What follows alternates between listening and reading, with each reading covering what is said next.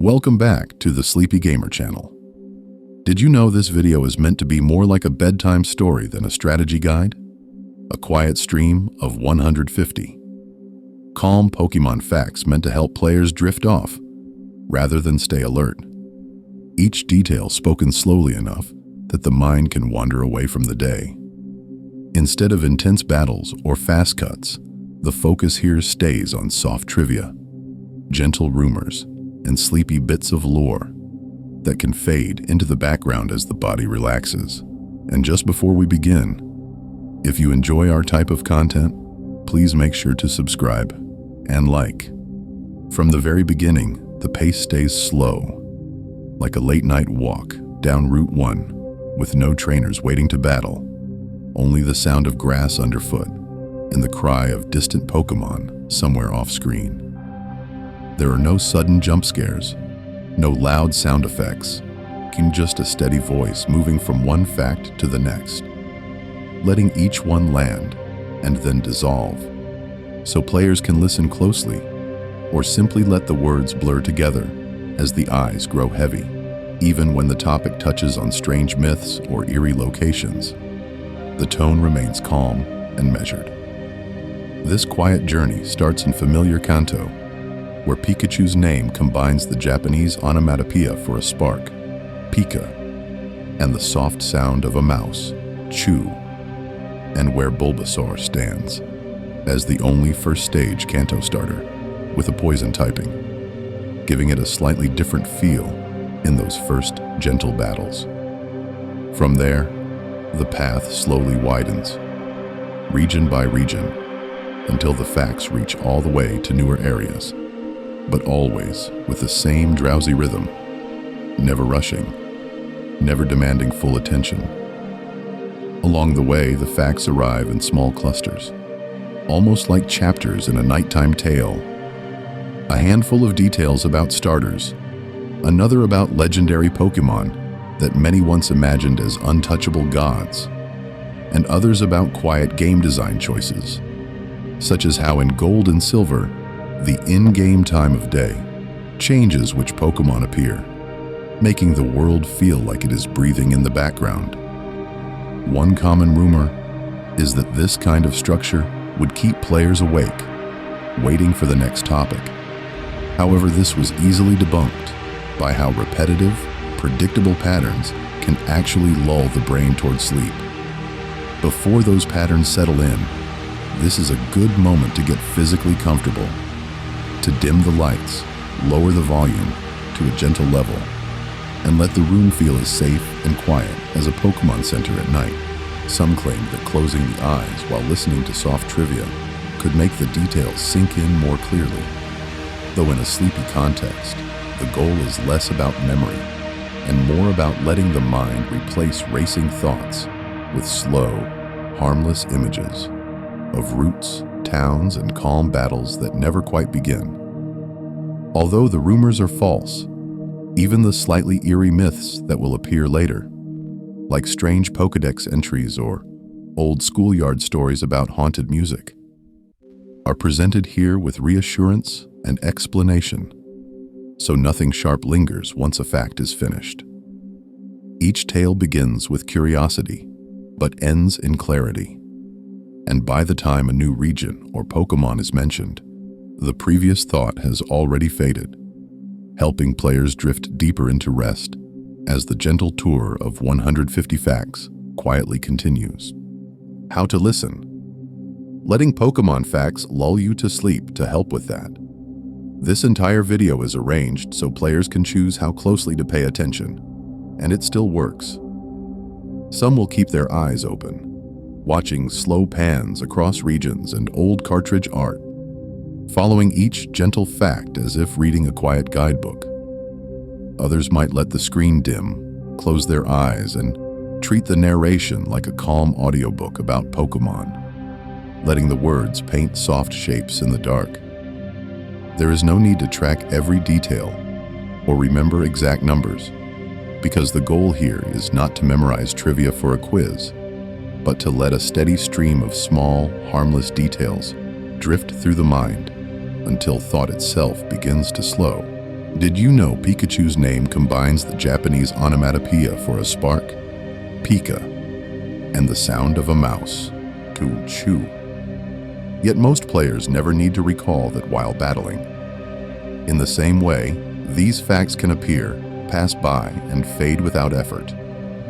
If a sentence is missed, or an entire cluster of facts slips past unheard, that is perfectly fine.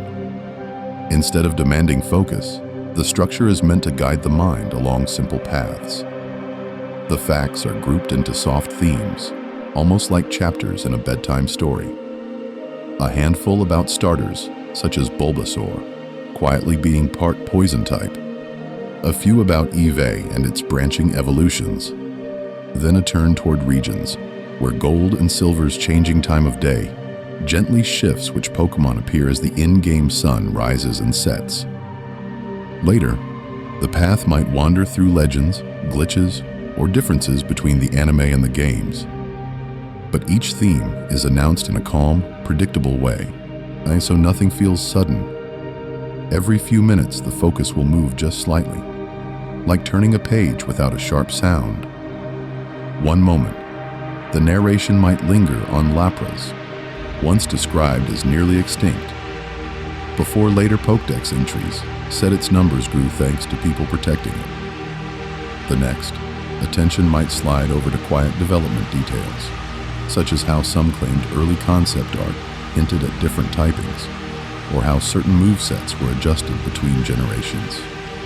This rumor-like drift between topics keeps things interesting enough that the mind does not wander into anxious thoughts. However, it is never intense enough to fully wake a drowsy listener. As the video continues, the themes will gradually stretch outward, from familiar Kanto routes and gym leaders to later regions and stranger myths. We are touching on soft comparisons between anime scenes and game locations, or the way real-world animals and folklore shaped certain designs. According to some, the later generations feel almost dreamlike already, with unusual typings and distant islands. By the time those appear here, many players will be half asleep, hovering between the Pokemon world and their own dreams, hearing only fragments like Evolution Pokemon or Quiet Shrine as consciousness loosens.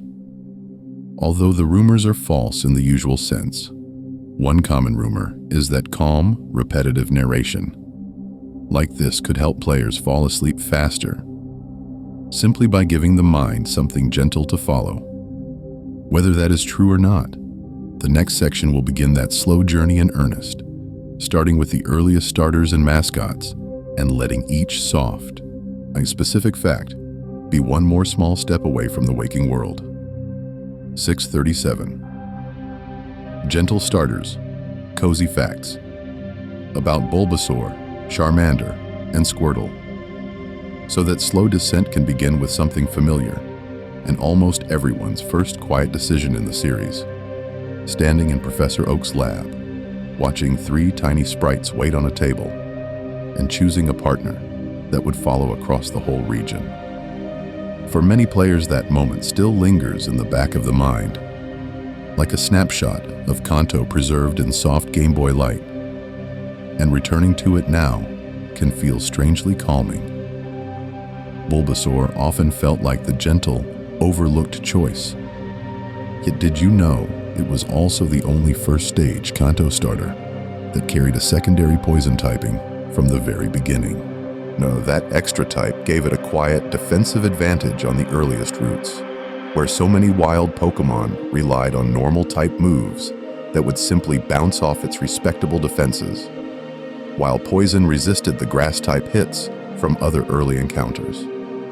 Some claimed Bulbasaur was the easy mode starter, not because of any rumor about hidden stats, but because it could calmly handle the first 2 gyms with Vine Whip and Sleep Powder, while shrugging off stray tackles and leers. Charmander, by contrast, always seemed a little more fragile, a small fire-type lizard in a world filled with rock types and water-type trainers. but its design carried one of the softest, slightly eerie details in the early Pokédex. The flame on its tail was said to be directly linked to its life force, and if that flame ever went out, the Pokémon's life would end as well. A line that stayed with many players longer than they expected. Moving through caves or along rainy routes, the tiny animation of that flickering tail felt like a quiet promise that Charmander would keep going.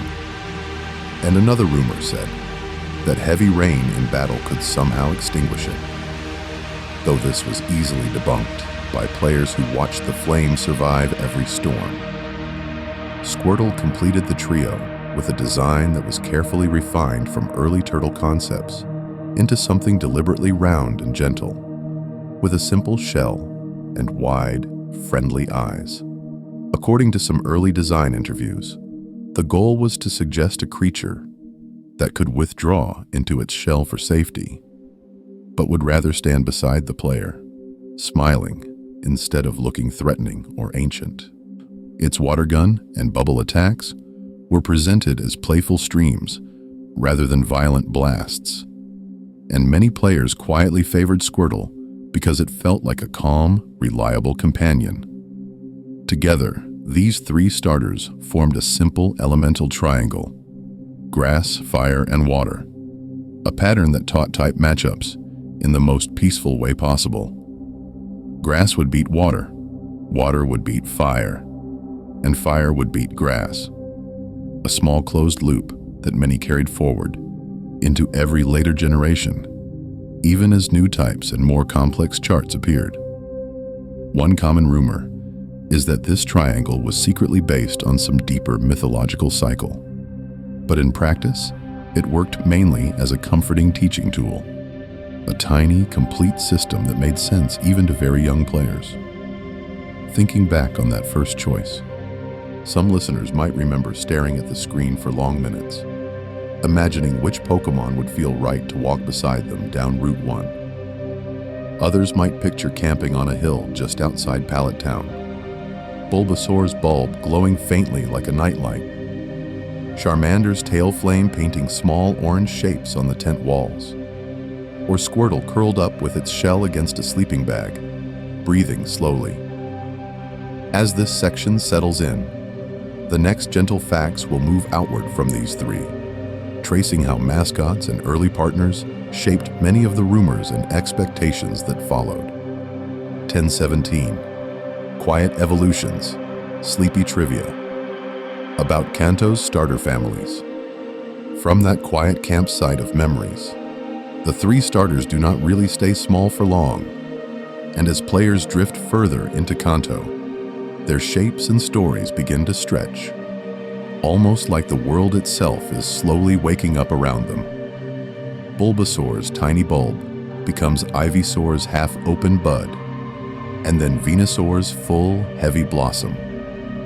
And did you know several Pokédex entries quietly mention that the flower's scent can calm the emotions of nearby Pokémon, as if the fully evolved partner turns into a living lullaby for the rest of the team? Some claimed that this soothing fragrance meant Venusaur could secretly influence encounters or catch raids, and another rumor said that walking with one at the front of the party would make wild Pokémon less aggressive, though none of this is actually coded into the games. Instead, the detail sits there in the background, a kind of gentle character note, suggesting that the journey from Bulbasaur to Venusaur is not just about gaining power, but about carrying a tranquil garden on its back, a place where other creatures could, at least in theory, fall asleep without fear. Charmander's path takes a different turn, and by the time it becomes Charizard, the design feels so much like a traditional dragon that many players simply assumed it must be part dragon type. One common rumor is that early design documents listed Charizard as a fire and dragon Pokémon, and that it was only changed at the last minute. However, this was easily debunked by later interviews and data from the games themselves. The disconnect between how Charizard looks and how it is typed sparked years of soft debates, fan theories about hidden forms, and even fake screenshots claiming that a secret dragon typing could be unlocked under special conditions. Squirtle's evolution line grows in a quieter way, and according to some early concept notes and guidebook comments, Wartortle's fluffy tail and wing-like ears were once associated with longevity, wisdom, and a kind of guardian spirit. Some said this meant Wartortle was based on mythological turtles that carried long lives on their backs, giving the whole line a protective aura, as if the sleepy little Squirtle from the early route might someday become a patient, watchful guardian over the rest of the party. Later generations would revisit these three in a louder way through Mega Evolutions. But even there, the designs mostly feel like exaggerated whispers of what was already present. Mega Venusaur's plant grows heavier and more sheltering, turning its back into a shaded canopy. Mega Charizard's split forms lean into two different fan fantasies, one finally gaining the dragon typing that many always said it deserved, and Mega Blastoise focuses entirely on the cannons, concentrating its identity into a single, resolute idea. Although the rumors are false about secret types and hidden evolution buttons, these forms show how the starter families were always flexible symbols, able to bend and stretch as new eras arrived. As players moved beyond Kanto, later starter families would carry their own quiet secrets too, from hidden type combinations that only reveal themselves on final evolution to regional lore about forgotten shrines and misty habitats.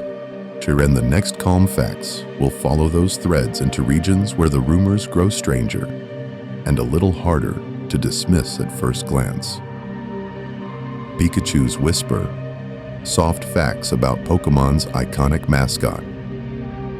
As those starter myths fade into the background, players drift toward the one Pokemon that almost everyone recognizes in the dark, even with their eyes closed. Pikachu, a tiny yellow shape that feels like a nightlight for the whole series, humming softly at the edge of your thoughts while you rest. Did you know even Pikachu's name is meant to sound like a quiet little scene playing in your ears, rather than just a word on a screen? In Japanese, Pika is the sharp, tiny flash of electricity, the sound of a spark jumping in the air, while Chu is the high, squeaking noise of a mouse. So when players say Pikachu, they are repeating a miniature soundscape, a crackle followed by a soft squeal. Some claimed that this made Pikachu feel more alive than other Pokemon, because even its name carried a hidden animation inside it. And although the rumors are false that there is some secret bonus for naming your character after it, the idea still adds a gentle charm when you whisper that name to yourself before sleep. Early artwork from the Game Boy era shows a very different silhouette from the one players know now, with a rounder belly, shorter neck, and a slightly flatter face that made Pikachu look like a small stuffed pillow with ears. Over time, as the anime grew and merchandise filled store shelves, Pikachu's design slowly stretched out, becoming a little slimmer, with longer ears and a more defined head, as if it had quietly stood up straighter to greet the world. This gradual change, spread across years of games and episodes, matched its new role as a mascot that had to appear on tiny Game Boy screens, trading cards, lunchboxes, and glowing TV images all at once. One common rumor is that Pikachu was always planned to be the face of Pokemon, chosen from the very first design meetings, but development stories suggest something softer and more accidental. According to some accounts, Clefairy was originally considered for the starring role, yet as the anime followed Ash and his partner, Pikachu's stubborn loyalty and expressive cry pulled attention away from almost every other choice.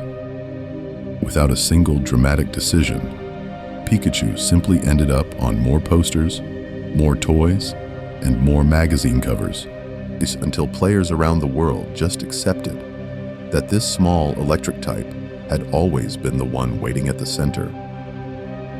Pikachu's voice followed a similar path, changing in tiny, careful steps, while remaining strangely constant, like a lullaby that keeps the same first note. In the earliest games, Pikachu's cry was a compressed, electronic chirp, a burst of static that still managed to sound playful through the Game Boy's limited speaker. Later, titles began to replace those mechanical sounds with recorded voice clips, and the anime gave Pikachu a clear, high Pika-Pee and Pikachu, which some claimed could even shift in tone to match Ash's mood, turning bright and energetic during battles, and nearly whisper-soft during quiet scenes.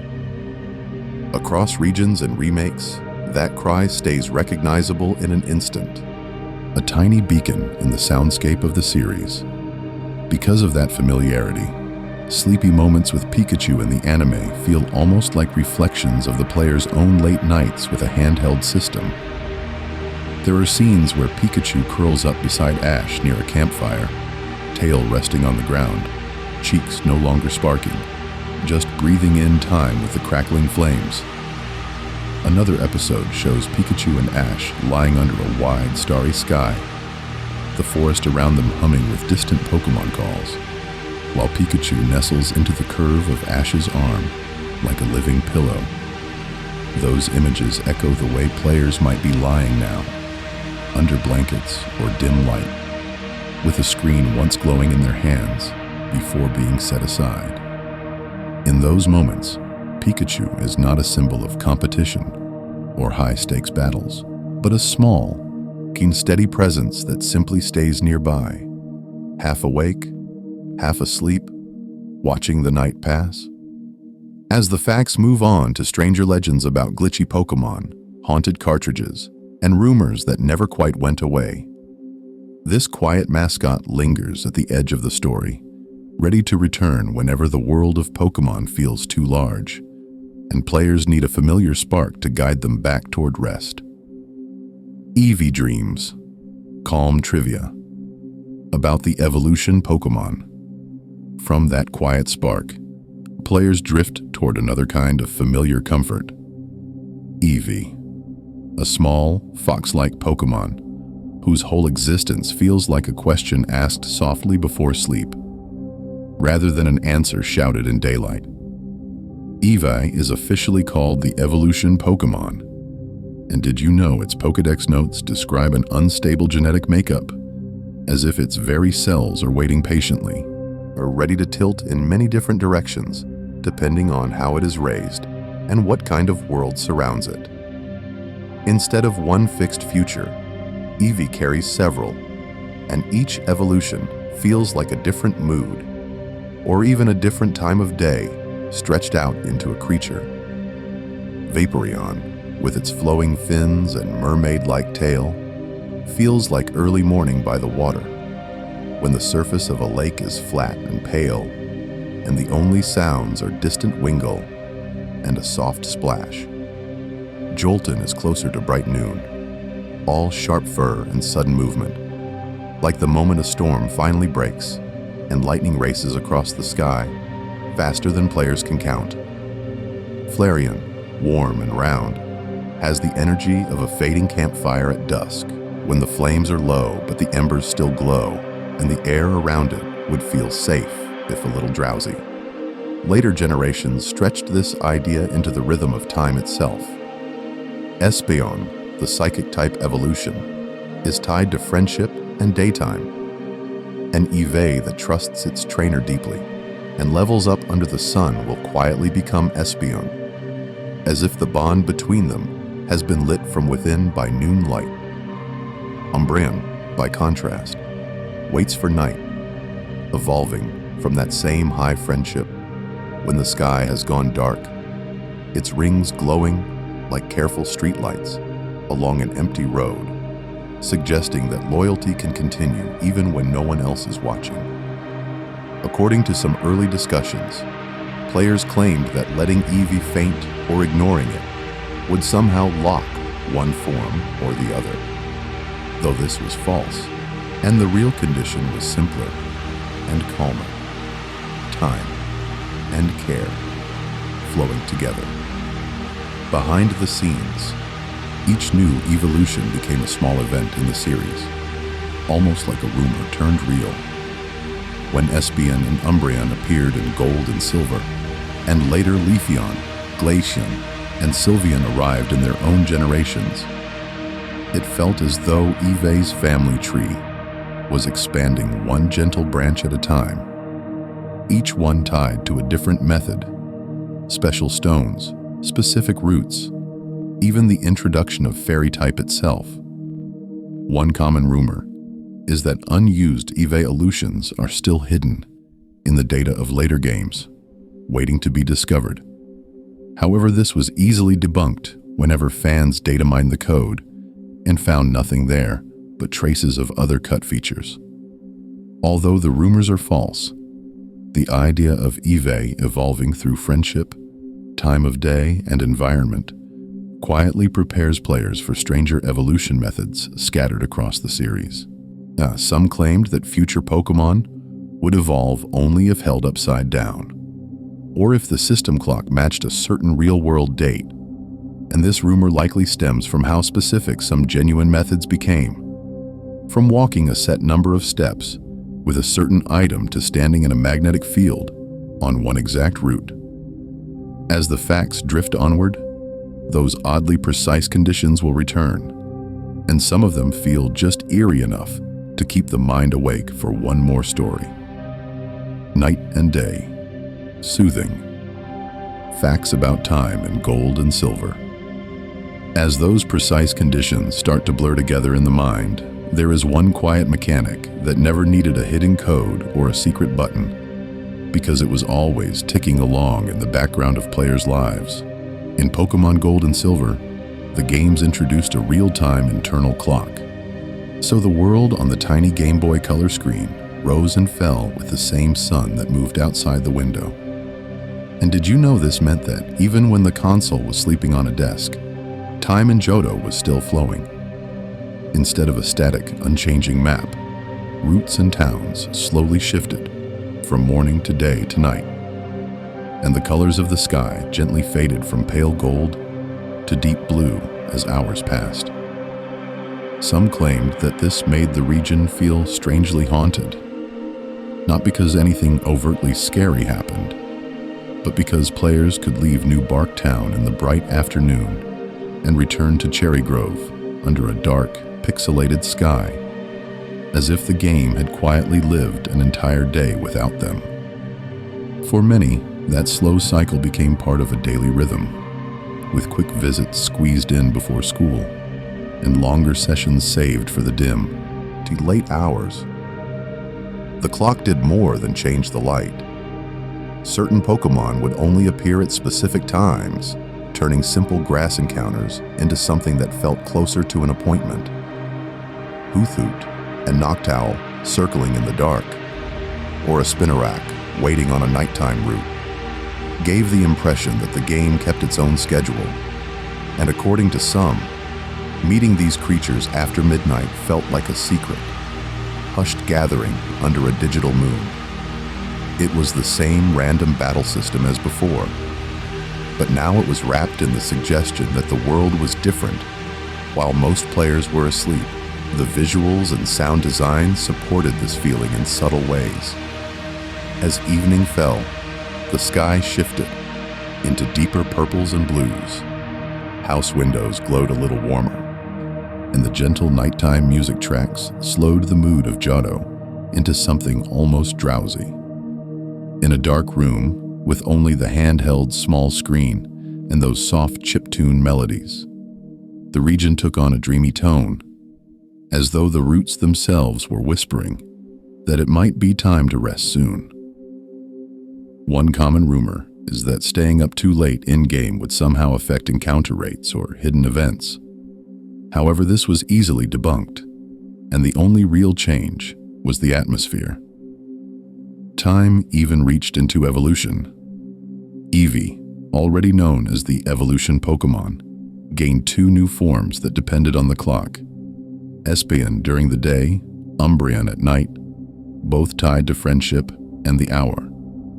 Although the rumors are false that an exact minute or phase of the moon would unlock a third hidden form, the truth was still quietly striking, because the evolution screen reflected not just training, but the time of day chosen to play. It made Johto feel alive, connected to morning routines and bedtime habits, in a way that earlier regions never attempted. As the clock keeps turning, the world changes which Pokémon appear and which forms they can take. But the map itself also shifts from place to place, trading gentle hometown paths for dense forests, foggy towers, and misty ruins.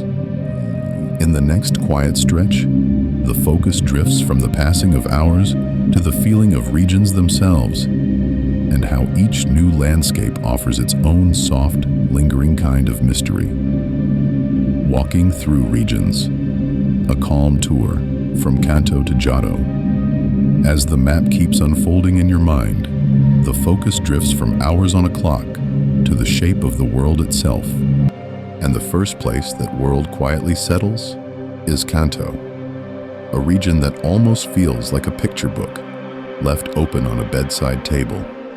Its pages filled with tiny towns, short routes, and paths that nearly always lead forward in a straight, reassuring line. It is a place where players start in a single upstairs bedroom, step down through a small house, and then out into Pallet Town, a settlement so compact and gentle that it barely feels like a town at all, more like the first page of that storybook. Did you know some claimed that the simplicity of Kanto's layout was a deliberate choice to make the region feel like a child's first adventure, with only a few branching paths and almost no way to become truly lost, so that each new patch of grass or cave entrance felt like turning one more calm page. Even the cities in Kanto tend to be laid out like quiet grids, with the Pokémon centers and marts placed in predictable spots, as if the designers wanted players to feel that every town was a small, safe harbor. In between the slightly wilder routes, the music follows this idea, with gentle loops in places like Viridian City and Pewter City that many players said could play for hours without ever becoming harsh or tiring. Johto, in contrast, feels older the moment the journey crosses the invisible border, as if the paper of that storybook has yellowed a little and picked up the scent of incense and rain. The towns here are not just stops on a path, they are almost shrines in themselves, with towers and traditional roofs, and a sense that something has been standing in each place long before any player arrived. Ecruteak City is one of the clearest examples. Its pair of towers and its gentle bells giving the whole area a faintly haunted calm, the kind of quiet that feels respectful rather than frightening. According to some, the Ecruteak theme became a kind of lullaby, its soft chimes looping in the background, while players set the Game Boy down on a pillow or nightstand and drifted off. The image of the burned tower, frozen on the tiny screen. Olivine City offers a different kind of softness, trading bells for waves, its harbor and lighthouse wrapped in a seaside calm that feels almost like an evening walk along a pier, the music swaying up and down like the tide. One common rumor is that the Olivine theme was intentionally composed to mimic the rhythm of waves and breathing, though this was never confirmed and is probably false. It still matches the way many players remember listening to it late at night, when Gold and Silver finally allowed a return to Kanto. The connection between regions created a strange, dreamy feeling, like revisiting a familiar dream after many nights away, and noticing that the streets are the same but the colors have changed. Routes that once felt like the entire world became side paths at the edge of a larger map, and that contrast made Johto feel even more like a land of memory and tradition, while Kanto became a distant hometown. Another rumor said that this return was a hidden test for future regions, but however, this was easily debunked, the idea still fits the way players remember stepping off the magnet train and quietly walking back through places they thought they had left behind. Now, later regions would move away from that early simplicity, trading storybook roads and shrine-filled towns for bright, modern cities, misty forests, and experimental designs that sometimes felt like puzzles in themselves. Each with their own sleepy secrets, waiting in side streets, fog banks, and distant shores. The path ahead leads into those changing moods, where the calm of Kanto and the nostalgia of Johto become reference points for everything that followed.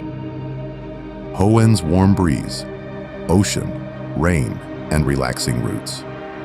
As those early regions faded into the distance, players eventually stepped onto shores that felt warmer, brighter, and wrapped in salt air, as if the entire map had been left out in the sun to dry. Hoenn, according to some, almost feels less like a continent and more like a necklace of islands, and each route strung together by water, wooden bridges, and the slow, looping songs of the sea. Many routes in Hoenn place you right beside the ocean, with waves that slide in and out in a steady rhythm. The kind of pattern that could lull players into a trance if they let the music and motion blend together. Did you know that in Ruby, Sapphire, and Emerald, the ocean routes use gentle, repeating tracks that barely change over time, so that after a while, surfing between islands starts to feel like drifting through the same pleasant dream? Some claimed this made Hoenn feel too watery, but for others, it turned the region into a long, quiet boat ride that never quite ended. Weather itself became part of that atmosphere, not only as a battle mechanic, but as something that shaped entire days in-game.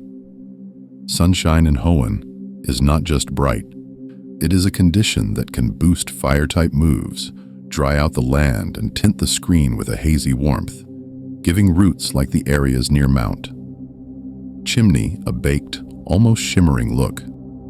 Then, when the rain falls on places like Route 119, the sound softens, colors darken, and the tall grass sways under a constant drizzle, so that traveling through it feels like walking under a permanent rain cloud. One common rumor is that staying in that rain long enough would change encounter rates in secret ways, though this is false and mainly adds to the region's quiet mystique. On the far edges of Hoenn, Pasifid Log Town rests on wooden platforms, floating over a stretch of clear water that hides currents and secrets beneath the surface. The town is peaceful, with gentle music and very few buildings, yet its isolation gives it a slightly eerie tone, as if players have reached a place that should not always be reachable. Another rumor said that Pasifid Log would eventually drift away and vanish from the map. But however this was easily debunked, it still fits the feeling that the town is half real, half dream. Hoenn also lets players carve out private spaces through secret bases, hidden behind vines and trees, inside caves, or tucked into cliff walls. Finding one of these spots, using secret power to open it up, and then slowly decorating it with mats, dolls, and plants, turned a tiny pocket of the game into a personal, restful room, a place to return to when the routes and battles felt too loud. Some claimed that arranging furniture in certain patterns could influence wild encounters nearby. Although the rumors are false, the idea shows how strongly players connected these bases, with quiet control over their own corner of the world. Hoenn's warmth, rain, and drifting platforms form a kind of tropical lullaby, but not every later region would feel so sunlit. Some lean into cooler fog, others into crowded cities, and some into half-remembered myths, and the next stops on the journey begin shifting that mood in ways that caught many players off guard. Sinnoh's Snow and Silence, a soft step into colder regions. Hoenn gently fades, and players step somewhere colder, where the air feels thinner and every sound seems to land softer. Sinnoh rises up out of the dark like a distant mountain range. And did you know it is one of the few regions where snow is not just decoration, but a texture that changes how each step feels? Routes leading towards Snow Point City are covered in deep, muffled white. So even the usual crunch of the menu cursor and the chime of encounters feel different against that backdrop, as if the game itself is speaking more quietly. In those drifts, movement slows down, and the usual running rhythm is interrupted. Every few tiles, the snow pulls at the character's feet, and players are almost forced into a slower, more deliberate walk, turning what could have been a quick dash into a kind of quiet hike. Some claimed this made the routes feel longer than they really are, but the effect is closer to a soft pause, stretching time instead of filling it. According to some, this was the first region that really encouraged players to just listen, because the snowstorm ambience around Lake Acuity, or the hush in the northern routes, almost erases the usual sense of constant motion. When the screen fills with pale blues and grays, the world seems to hold its breath, and even the wild Pokemon that appear there, like Snover and Sneasel, feel like they belong to a place that expects silence. One common rumor is that letting the character stand still in a blizzard for several minutes would increase the chance of rarer encounters, though this was false and never supported by the code. Higher up, on Mount Coronet, the snow gives way to stone and thin air, and the climb toward Spear Pillar feels more like approaching a shrine than a dungeon. The music drops into low, echoing notes, and the ruined columns at the summit turn the battlefield into something that looks almost sacred, which fits the idea that Dialga and Palkia are not just strong Pokemon, but figures tied to time and space themselves. Around the lakes, Mesprit, Uxie, and Azelf are connected to emotion, knowledge, and willpower, and the still water around their caverns makes those concepts feel strangely calm instead of dramatic. NPCs in Sinnoh quietly reinforce this mood. Storytellers in Kanilov's library talk about an ancient Pokemon that shaped the world, and elders in Celestic Town repeat myths that sound like bedtime stories passed down for generations. Another rumor said that if players read every book in the library without leaving, a hidden event would trigger on the top floor. But however this was easily debunked, the feeling that the region is full of half-remembered tales remains. Sinnoh's cooler, quieter atmosphere becomes a bridge into places that are not just peaceful, but a little uncertain, where empty rooms, strange fog, and abandoned buildings hint at stories that were never fully written down, and the next set of facts will lean into that softer edge of the unknown. Unova's city lights, relaxing urban legends and hidden corners.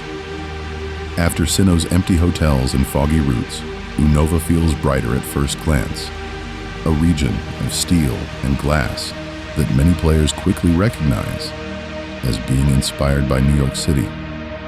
Yet did you know that beneath the skyline, there are countless quiet pockets where the noise falls away and the soundtrack softens? In these places, the region feels less like a busy metropolis and more like a series of small, private corners that only appear if you slow down long enough to notice them. Castelia City is usually remembered for crowds and alleyways, but tucked between its towering buildings are tiny piers, where the water laps gently against the docks, and the music becomes more subdued, turning a vast city into something almost cozy. Little parks, side streets, and the narrow Sky Arrow Bridge approach all create a sense that this huge, New York-like region still has room for stillness.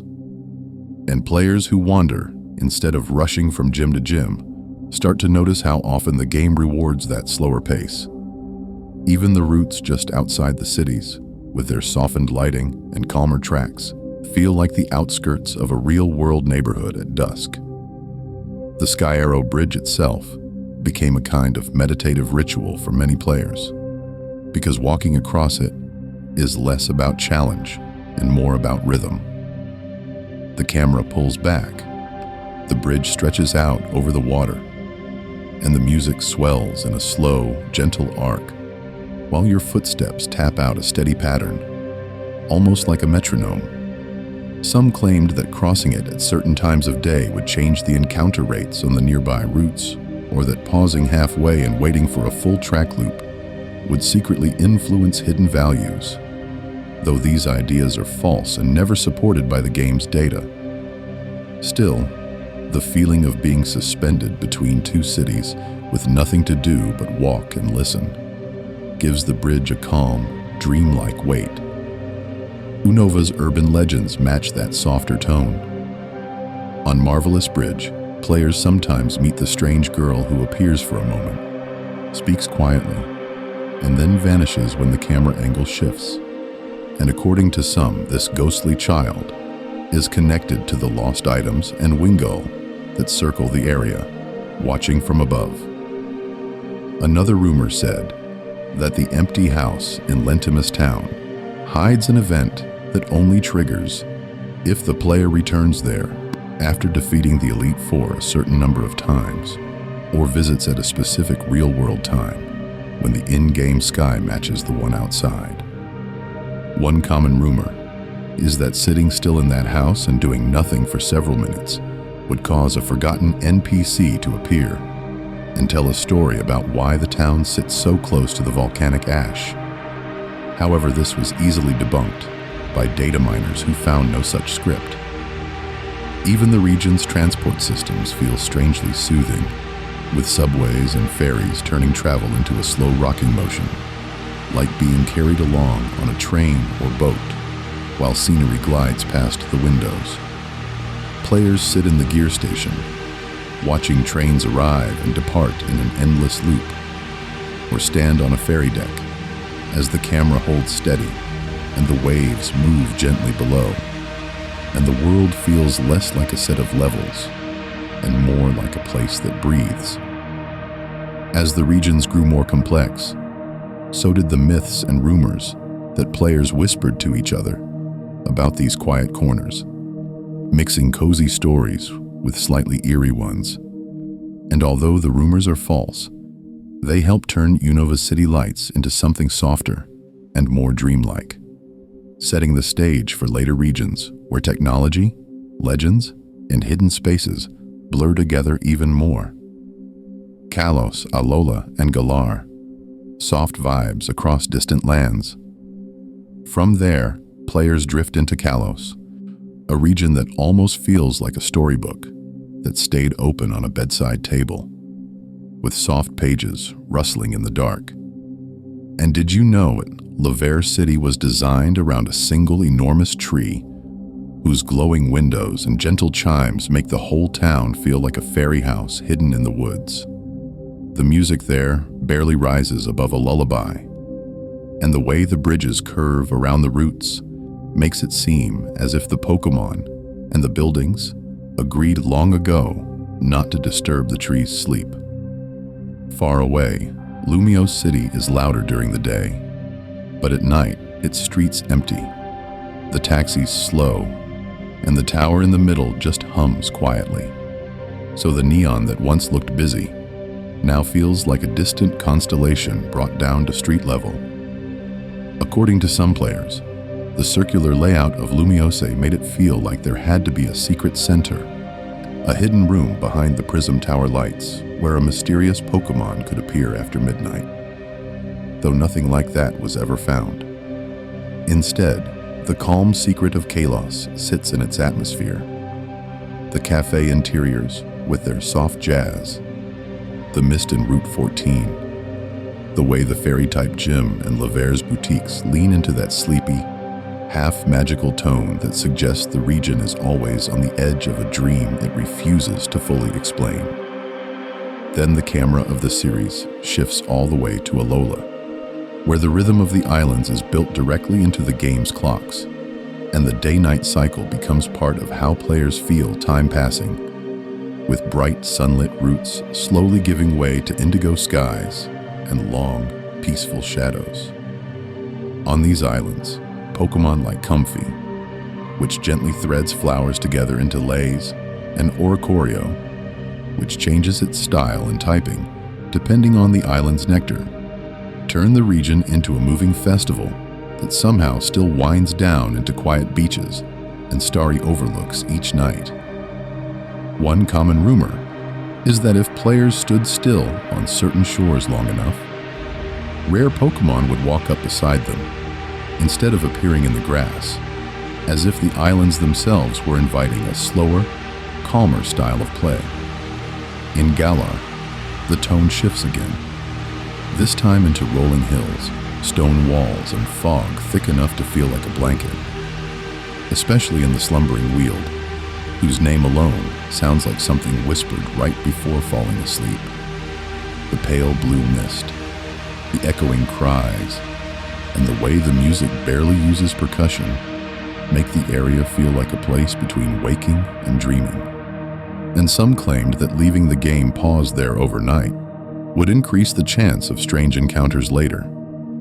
However, this was easily debunked by data miners who showed nothing unusual hiding in the code.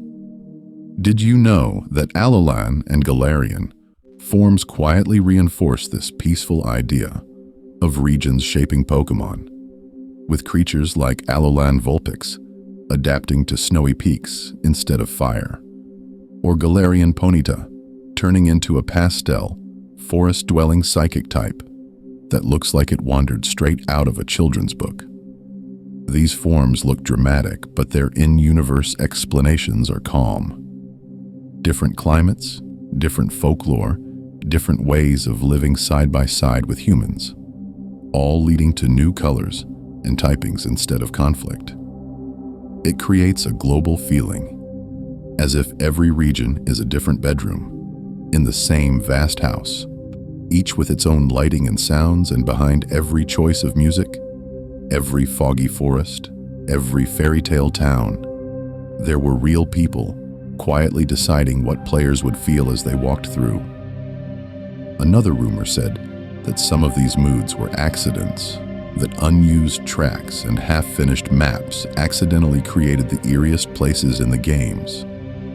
And although the rumors are false, the truth behind how these worlds are actually built might be stranger and softer than players expect, especially once the discussion turns away from in-game legends and toward the hidden development stories that almost no one saw while the regions were still being drawn. Behind the screen, gentle game development, trivia behind those eerie unused maps and half-finished tracks. There were just tired artists and programmers. And did you know that the entire idea of Pokemon began with something as quiet as a child walking alone and looking for insects? Satoshi Tajiri spent his childhood in the suburbs of Tokyo, catching beetles and other tiny creatures.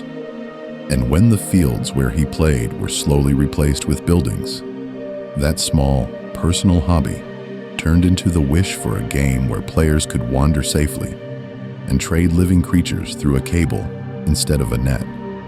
According to some early interviews, the Game Boy's strict hardware limits forced the team to keep towns tiny, interiors simple, and routes short.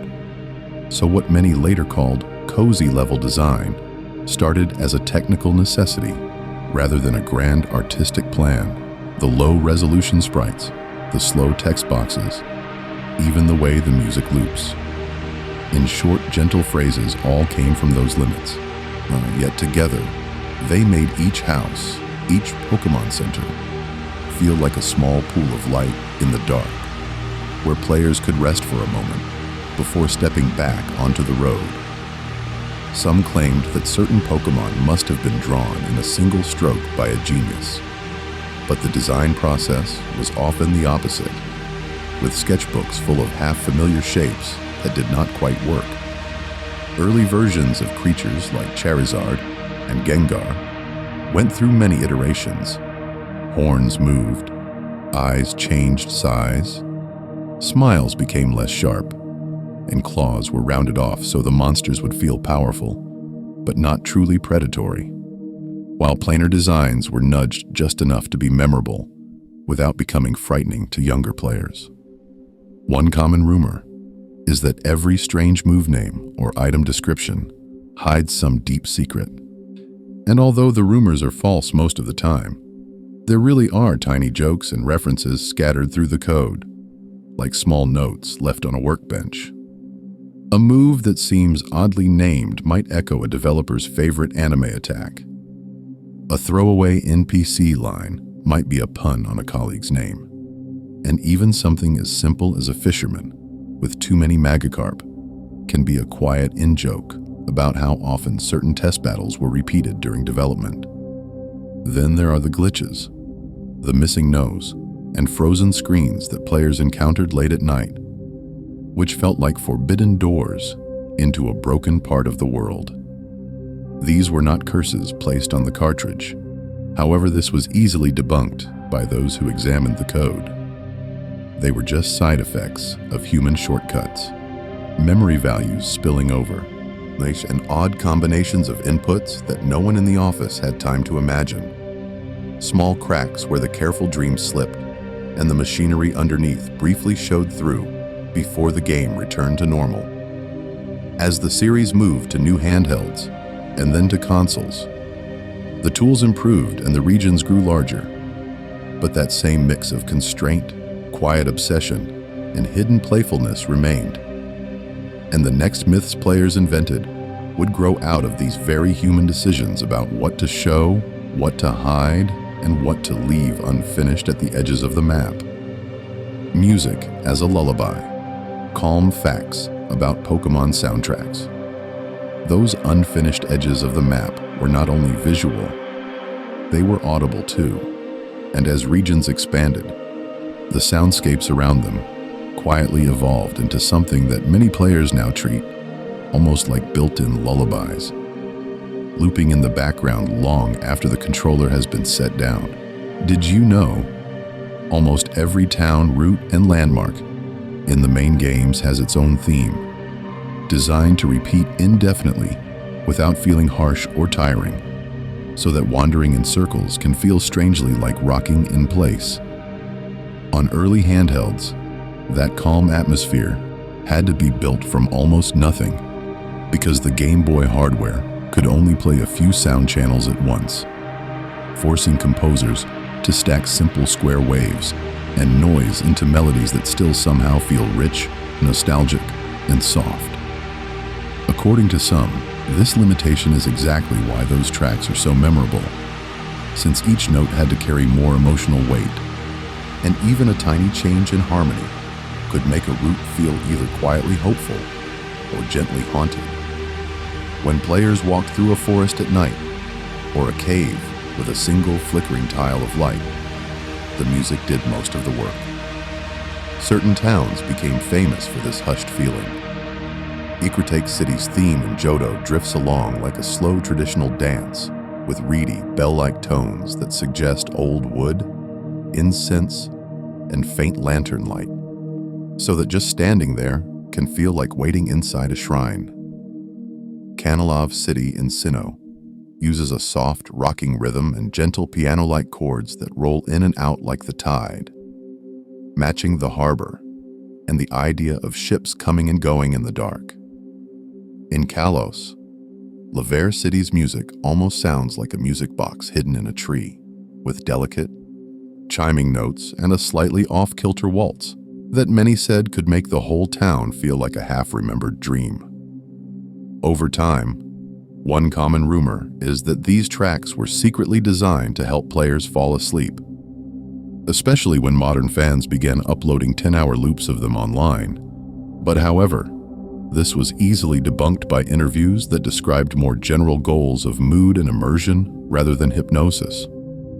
Still, many players treat their cartridges and systems like ambient music boxes, leaving the game paused in a favorite town while studying, reading, or drifting off, letting the soft loops replace real-world noise. Some claimed that the day-night versions of themes in later generations made this even easier, since the nighttime arrangements often strip away percussion and brighten the higher notes, turning familiar tunes into quieter, more distant echoes. Beyond the music itself, the sound design around it adds to this sleepy atmosphere. From the hiss of in-game waves on a beach to the faint crunch of footsteps in snow or sand, and even the short, simple cries of certain Pokémon that repeat like tiny chimes. When all of these sounds layer together, wind on a route, a low town theme, a distant Pokémon call, the region starts to feel like a living white noise machine, setting the stage for more rumors and stories that grow in those calm, in-between spaces players wander through at night. Soft typings, odd and comforting. Type combinations. From those quiet root ambiances, it is a small step to the gentle logic of typings, where the way Pokémon are labeled on screen starts to feel like another kind of soft background pattern for players to notice. Typings sound mechanical at first, just icons in a menu. Yet the more time you spend with them, the more they begin to resemble little stories attached to each creature, hinting at what it is meant to be in its world.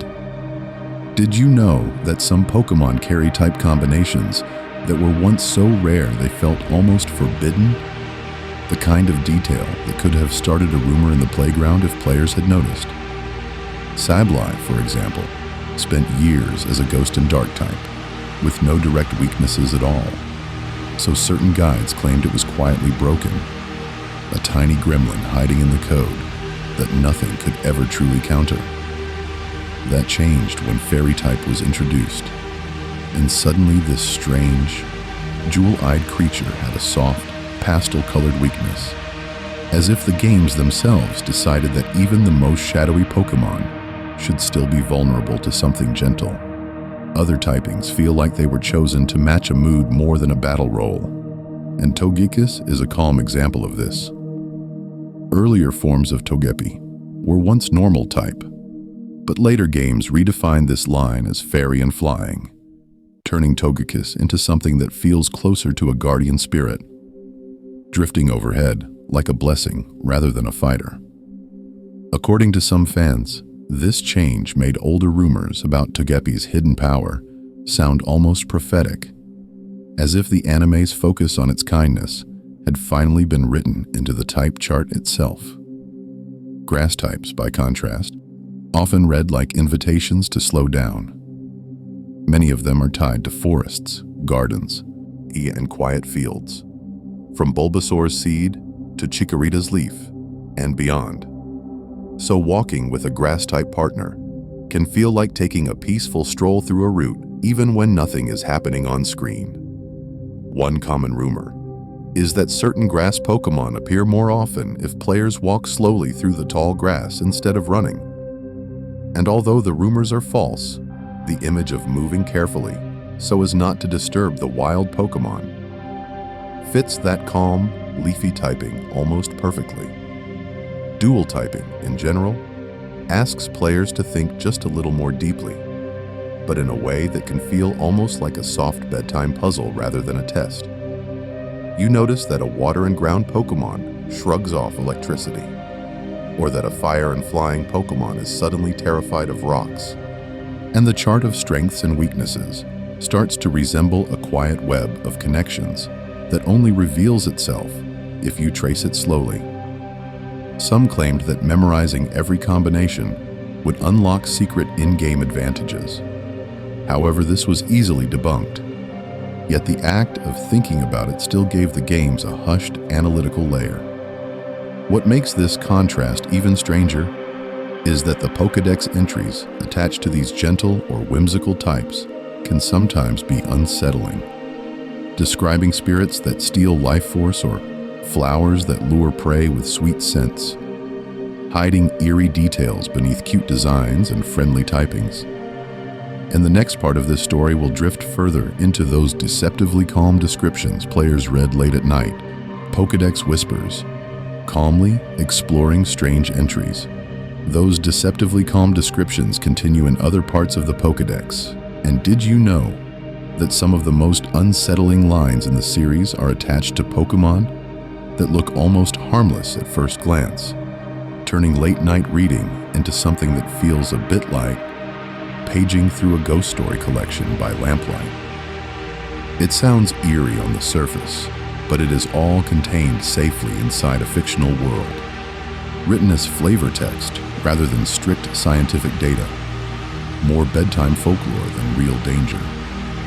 Players often notice this contrast in Pokémon like Drifloon, a small balloon ghost that, according to some entries, tries to grab children by the hand and drift away with them, as if it is a wandering spirit that got lost on the wind.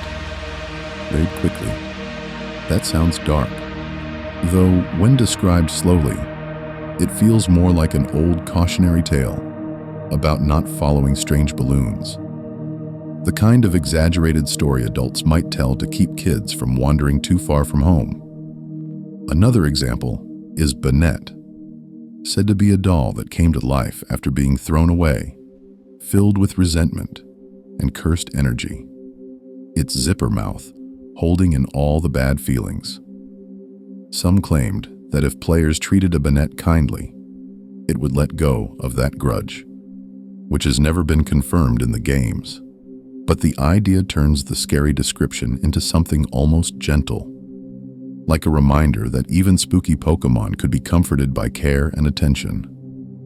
Balancing these are entries that sound calm and cozy from the start, such as Lapras, described as an intelligent, kind-hearted Pokémon that enjoys ferrying people across the water, often listening quietly to human voices.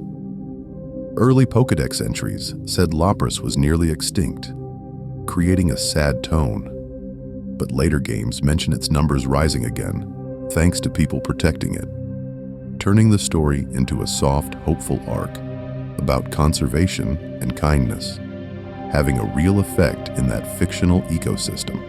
The Pokédex as a whole is written from an in-universe perspective, like a stack of field notes and rumors collected by professors, trainers, and travelers who might dramatize what they saw.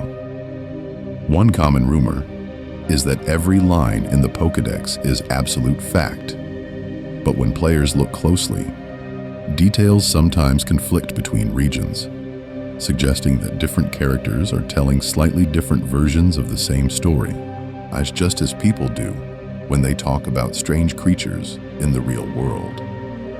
Because of that, the more unsettling lines start to feel less like hard rules and more like campfire tales, stretched and embellished over time, comfortable to listen to, precisely because they are distant and clearly fictional. Another rumor said that the darkest entries hid secret mechanics or hidden events. However, this was easily debunked, and the text remains just that. Text, meant to spark the imagination while the actual gameplay stays safe and familiar. Once players understand that the Pokédex can exaggerate, it becomes easier to see how schoolyard stories around the games themselves could grow even wilder, as if the dramatic style of the entries leaked out into real conversations, and turning simple mechanics into alleged secrets, and giving rise to modern myths that spread far beyond the pages of the in-game encyclopedia. Schoolyard legends, the calm side of childhood rumors. Once the Pokédex starts to feel like a collection of tall tales, it becomes easier to remember that players also carried their own living Pokédex of rumors, passed from person to person in places far away from any official guidebook, especially on schoolyards and playgrounds where the only source of truth was whoever spoke with the most confidence that day.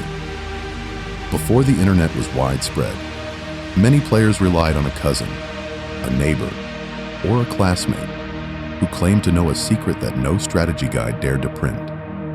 Did you know that for a long time, those whispered facts felt just as real as anything printed on the game's box, because there was no quick way to check them, no instant video proof, only the quiet trust that came from sharing the same cartridges and the same after-school routines. One common rumor is that there were hidden evolutions tucked just out of reach, waiting for players who tried something unusual, like leveling Pikachu to an oddly specific number without using a Thunderstone, or teaching Eevee a certain move before evolving it to unlock a mysterious new form that no one could quite describe the same way twice. Another rumor said that if players walked along a certain edge of the map, pressed A on every single tile, and refused to battle any wild Pokémon, they could slip into a secret area that the developers had not meant anyone to see. Perhaps a quiet garden behind a familiar house, or a hidden clearing where rare Pokémon waited in perfect stillness.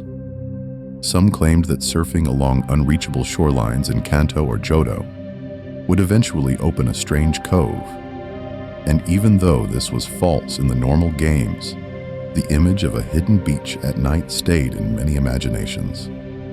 According to some, the best way to hear these stories was not in bright daylight, but late in the evening, when the Game Boy screen glowed softly in a dark bedroom, and the day's rumors replayed in the mind, encouraging one more attempt before sleep. Players remember leaning in at lunch tables, whispering about a friend who had seen an impossible Pokémon appear in tall grass, or who had found a way to walk through walls without using any cheating device, as if the game itself had decided to share a secret with them alone. Although the rumors are false more often than not, the act of believing together, of searching in pairs or small groups and comparing notes the next morning, became part of the shared Pokémon experience, turning every patch of grass and every unreachable corner into a potential doorway. This cozy collective curiosity is what allowed certain myths to grow much larger than others, especially when they involved legendary Pokémon that supposedly appeared only under perfect conditions, or strange trucks that might be hiding something underneath, or glitches that seemed to bend reality inside the game. And those particular stories would soon take on lives of their own, stretching far beyond the playground and into magazines, early websites, and even stranger places that players were not quite prepared for. The Truck in the Sea, calmly debunking the Mew rumor. After those stories about hidden legendaries and strange vehicles, it is natural that players focused on one particular mystery object in Kanto, a small truck parked near the SS Anne in Vermilion City, sitting quietly by the sea where almost nothing else seemed to be happening, yet drawing attention all the same. Did you know this unassuming truck would become one of the most famous Pokémon rumors of all time, turning a simple background detail into a supposed gateway to Mew? In the original Red and Blue, players normally left Vermilion once the SS Anne sailed away, but some learned that if they avoided triggering the ship's departure, they could later return with Surf, glide across the water next to the harbor, and find a lonely truck on a small strip of land. The location setup was unusual because the truck was surrounded by ocean, out of place and difficult to reach during a normal playthrough. So many said it had to be hiding something important. One common rumor is that if players used strength on the truck or pushed it in a specific direction, Mew would appear underneath, as if it had been secretly trapped there by the developers. Some claimed the event required a full Pokédex, or that players needed to defeat the Elite Four multiple times first, while another rumor said that using items like the item finder near the truck would cause a hidden Pokeball to spawn, starting a battle with Mew. According to some, even pressing A on a certain tile while holding down B was enough to awaken it. This rumor likely stems from how mysterious Mew already was, as an unobtainable Pokémon in normal gameplay, combined with the strange isolation of the truck and the lack of official information in the late 1990s. So players filled the silence with guesses and invented rituals. However, this was easily debunked once fans dug into the game's code and map data, confirming that the truck had no special script attached, no hidden encounter, and no event flag that could ever cause Mew to appear there, meaning the entire story was false. A shared daydream spread by magazines, playground discussions, and early websites. Although the rumors are false, later games gently nodded to this legend, almost as a quiet in-joke for players who remembered searching that harbor. In Fire Red and Leaf Green, the truck still exists as a harmless decoration.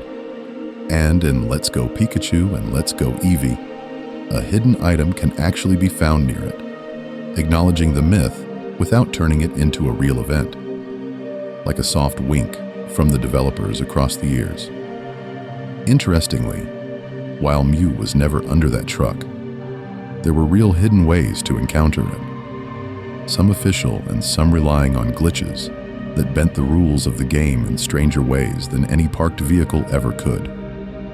And those methods would create their own wave of rumors, half-truths, and quiet discoveries that players are still dissecting long after the harbor in Vermilion has faded from the screen.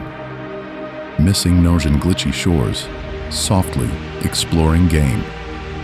Glitches, those hidden Mew methods led many players toward a different kind of secret, one that was not planned at all, yet became one of the most famous discoveries in the series. A strange fragment in the code that felt like the game itself had slipped into a dream. This fragment would be known as Missing No, short for missing number, a glitched Pokemon that appeared when the game's memory was accessed in an unintended way.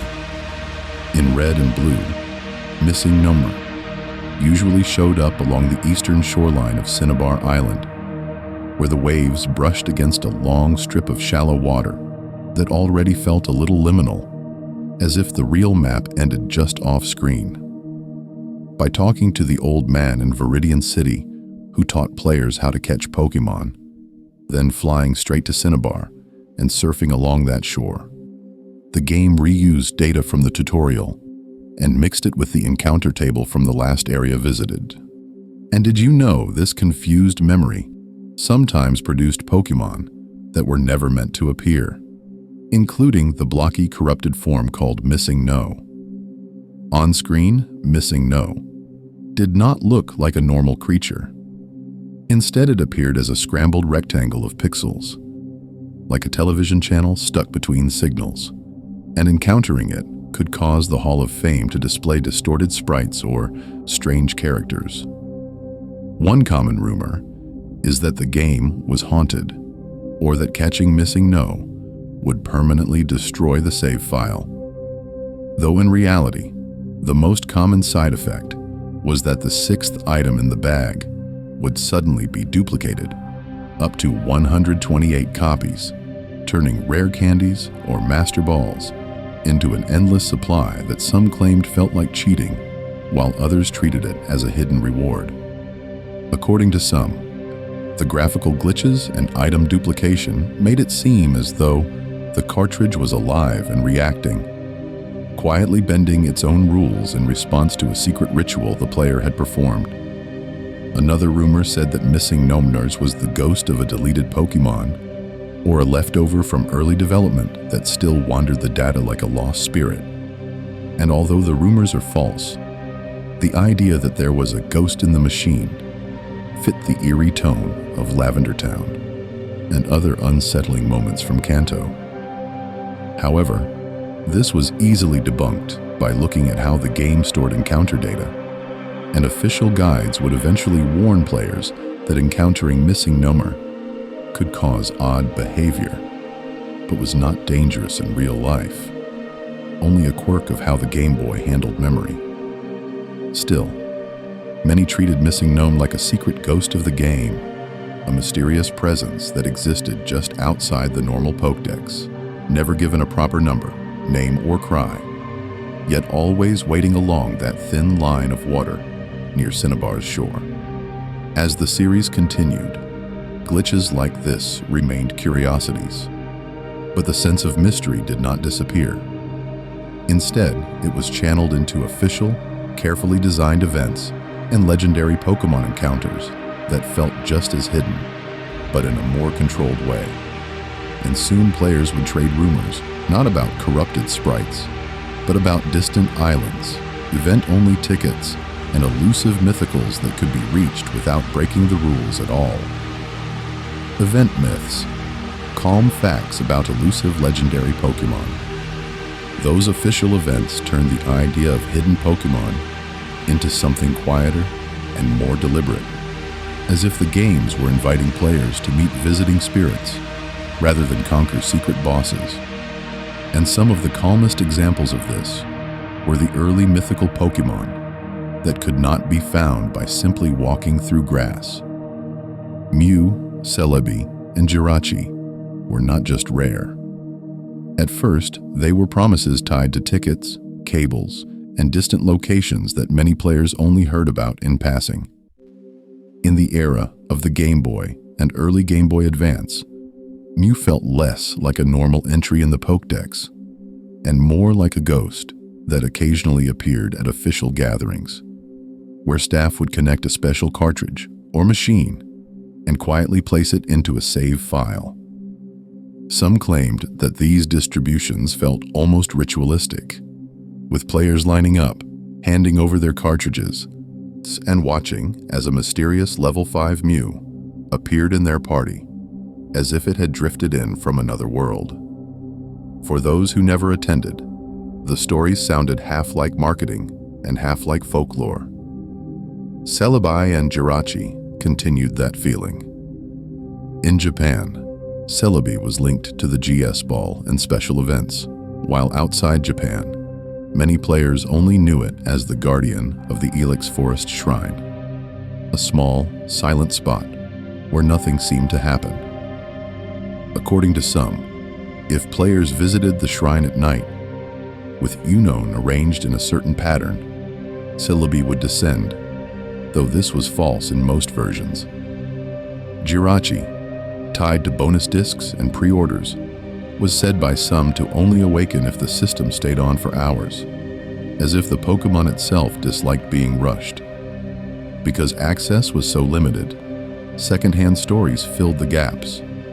Did you know that one common rumor is that Faraway Island, the place where Mew can be caught in Pokémon Emerald using the old sea map, could be reached without the event by sailing from Slateport and waiting on the ocean for an exact number of steps? Another rumor said that the Ilex Forest Shrine would react if players brought a full team of Johto starters, or a party spelling out Celebi with Unown, and these tales blurred the line between official content and the older glitch-based myths. Over time, though, the series quietly softened these boundaries. Later games and remakes began to add new ways to encounter these legendaries, such as event re-releases, online distributions, and in some cases, in-game storylines that let players meet them without traveling anywhere at all. So the once distant spirits slowly became more like rare but reachable guests. Although the rumors are false, the sense of walking into a sacred space remained when players finally stepped onto Faraway Island's empty grass, or stood before the Ilex Shrine, listening to the soft forest sound effects and waiting for something to happen.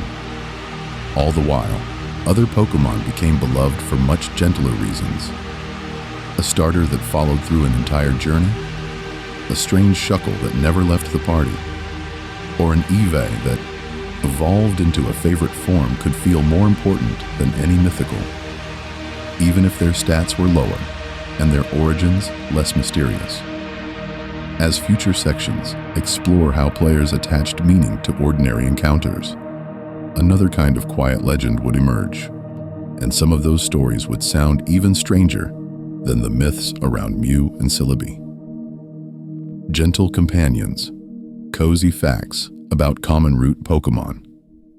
Those quiet legends often started with the most ordinary encounters, and for many players, that meant a tiny bird or a nervous little rodent on the very first route, appearing again and again until the cries and sprites felt almost like part of the console's startup sound.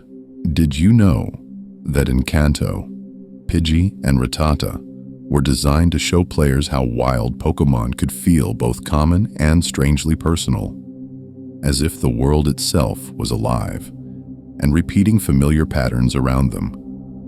Pidgey in particular was based on small, unremarkable birds that gather near sidewalks and power lines, and its calm, round design made it look more like a background detail than a dramatic fighter. Yet its evolution line slowly straightens its posture, sharpens its eyes, and stretches its wingspan until Pidgeot resembles a proud raptor instead of a street bird.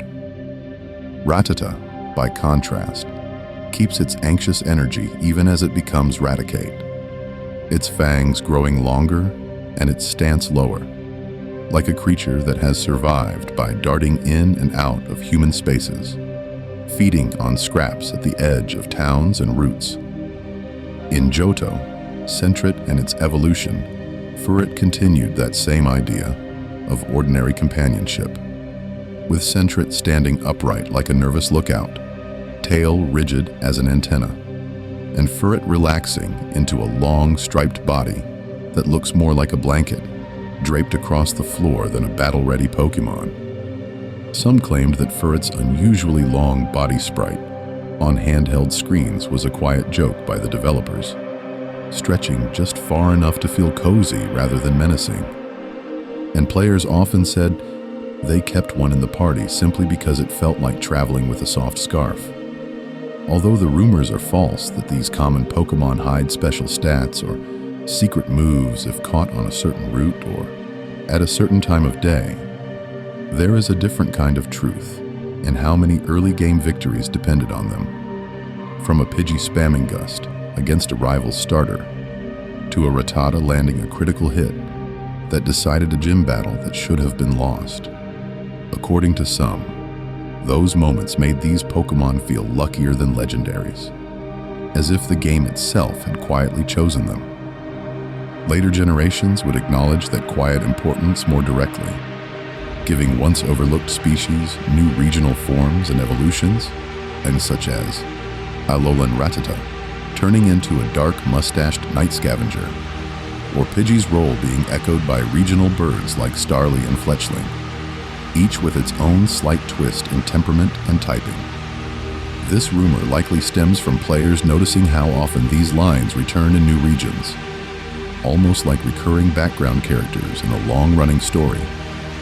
In that sense, every Pokémon, no matter how common, carries at least one small detail that makes it special.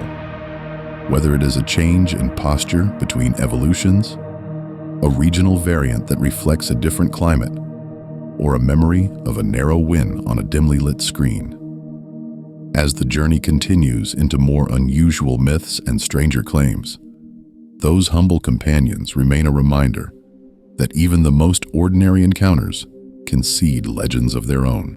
Odd evolutions, calmly unpacking, strange requirements. Those quiet companions with their tiny legends also hide another layer of mystery, because even the way some Pokémon evolve can feel like a soft puzzle. The games never fully explain, only hint at, in item descriptions and passing dialogue. As players move from route to route, the rules of evolution start to bend a little. And did you know that the game sometimes waits to see not just what level a partner reaches, but how long it has stayed by a player's side? Friendship evolutions are one of the gentlest examples of this hidden logic, with Pokémon like Golbat only becoming Crobat once an invisible bond value climbs high enough, rewarding players who kept that noisy bat in the party long after many said it should have been replaced. Eevee turning into Espeon or Umbreon through high friendship and time of day follows the same quiet principle, as if the game is watching not just battles, but walks through caves, healing at centers, and nights spent leveling under dim screens. Some claimed that fainting a friendship Pokémon even once would permanently ruin its chances. However, this was easily debunked, as the systems are more forgiving than those old rumors suggested. Other methods feel stranger, almost like secret rituals. Inkay evolving into Malamar, only when it levels up while the console is held upside down, turns the hardware itself into part of the requirement. And according to some, this led to rumors that other Pokémon might react if the system was tilted or shaken at key moments. Phoebus is another famous case, evolving into melodic through high beauty in earlier generations, which meant feeding it specific Pokéblocks or Poffins. Then later, through maxed friendship, or trade with a prism scale, as if the designers kept changing the myth behind how an ugly fish could become something elegant. Trade evolutions add a softer, real-world layer to these mechanics, because Pokémon like Kadabra only become Alakazam when sent to another cartridge, turning a simple link cable into a kind of shared ritual between players. One common rumor is that trading back and forth repeatedly would raise stats or unlock hidden forms. And while those claims are false, the feeling of passing a cherished partner through another person's system gave the evolution a social weight that simple leveling never quite matched. Though location-based evolutions complete this picture by tying certain forms to specific points on the map. So Leafeon and Glaceon once required mossy and icy rocks, quiet corners of forests and caves that felt like small shrines built into the terrain. Later games moved these requirements to stones, but those original rocks remain like background folklore, places some still visit out of habit even when they no longer need to. This rumor likely stems from how many other mechanics hide similar, easily missed conditions. Because just as evolutions can depend on time, place, items, or posture, certain moves and abilities also conceal tiny clauses in their descriptions. And the next set of myths would push those hidden rules into far stranger territory than a simple friendship value or a moss-covered stone. Move mysteries. Gentle trivia about signature and odd moves. Those hidden clauses become even quieter when players look at the moves themselves, because some attacks are treated almost like signatures or secret autographs that a Pokémon leaves on the battlefield. Tiny flashes of personality written into damage numbers and animations. In the games, a signature move is usually an attack that only one species, or a very small family, naturally learns. So when it appears in the move list, it feels like a name being whispered rather than shouted. Did you know early fans often treated Volt Tackle as proof that Pikachu was special, even among electric types, since this risky, glowing charge could only be used by Pikachu and its family, and even damage the user, as if Pikachu was willing to hurt itself a little to protect its trainer. Aura Sphere for Lucario worked the same kind of quiet magic, a calm blue sphere that never misses its target, matching Lucario's aura reading lore, and making some claimed that the move was almost psychic, even though it is coded as fighting type. Other signatures, like Spatial Rend for Palkia or Roar of Time for Dialga, felt less like attacks and more like short myths about space and time being torn open for a single turn. Then there are the moves that ignore identity completely, and instead treat every turn like a coin flip. Metronome is the most famous example, a normal type move that simply calls almost any other move at random. So each time Clefairy or Togepi waves a finger, the game quietly rolls through a huge list and chooses something unpredictable. One common rumor is that players could influence Metronome's outcome by pressing buttons at the right moment, or by using it in certain locations. However, this was easily debunked once data miners saw how the move's random table actually works. Status moves related to sleep add a softer layer to battles, because Sing, Hypnosis, and Sleep Powder are not about impact, but about closing eyes and drifting away for a few turns. Sing is usually tied to gentle Pokémon, like Jigglypuff, whose song in the anime knocks out entire crowds, while Hypnosis often appears on Eerie Psychic, or ghost types that watch opponents slowly slump to the ground. Sleep powder and spore suggest drifting pollen in forest air. And according to some early guides, players were encouraged to think of these moves as ways to rest and reset rather than just stall. Across generations, the rules behind these moves quietly shift, so the same animation might hide a slightly different story. Bite and Karate Chop were once normal type in the earliest games, before later titles reclassified them to better match their flavor. And many moves have had their base power nudged up or down, like how Thunder and Blizzard lost some accuracy in later generations to keep battles from ending in a single overwhelming hit. Another rumor said that developers changed these numbers in response to specific tournament matches, although the rumors are false and the adjustments are usually planned long in advance. All of this means that moves do not just reduce HP, they quietly define what a Pokémon is meant to do.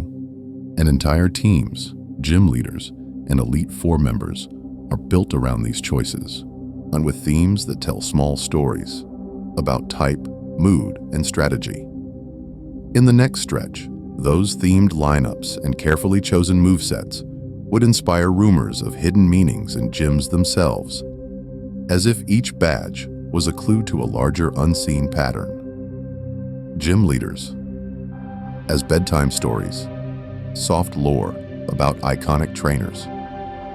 Those themed lineups make gyms feel almost like chapters in a quiet storybook, and the gym leaders themselves become recurring characters that players return to in memory, like familiar bedtime tales. Did you know that the very first of these, Brock and Misty, are written almost like simple archetypes from a children's story?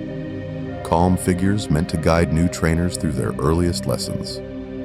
Brock stands in Pewter City as a rock-solid guardian, his entire life revolving around stone and stability. And his team of Geodude and Onix quietly shows players that normal-type moves will barely scratch a true rock-type wall. His gym is sparse, almost cave-like, and some claim that this was meant to make players feel like they were stepping into a trial of endurance, where patience and type advantages mattered more than raw levels. Misty, by contrast, is a water-loving prodigy in Cerulean City, surrounded by a pool and diving platforms, and her Staryu and Starmie teach the counterpoint that electricity and grass can cut through flowing water if players pay attention. According to some, these early leaders felt almost plain, but that simplicity is what makes them soothing to revisit, like the first pages of a familiar book. Later gym leaders would lean much more heavily into themes, turning each badge into a small mood piece, and giving rise to rumors that every leader was hiding some deeper story behind their chosen type. Sabrina in Saffron City is a quiet psychic presence, her gym laid out like a teleportation maze, and her backstory about bending spoons as a child makes her feel slightly eerie, as if the city itself is afraid of her powers. In Johto, Morty waits in Ecruteak's ghostly gym, surrounded by mist and fading floorboards, standing at the crossroads of legends about Ho-Oh and the burned tower, while his Gengar and Haunter make players feel like they are battling the lingering memories of the city. Much later, in Kalos, Valerie dresses like a living doll in a fairy tale town, her fairy-type Pokémon and soft-spoken lines making the entire gym feel like a dream that players could wake up from at any moment, though of course the battles are real.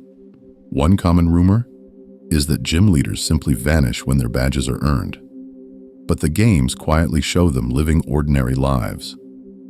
Some are found in markets or cafes, like Elesa modeling in Unova, or Karina roller skating through Lumiose.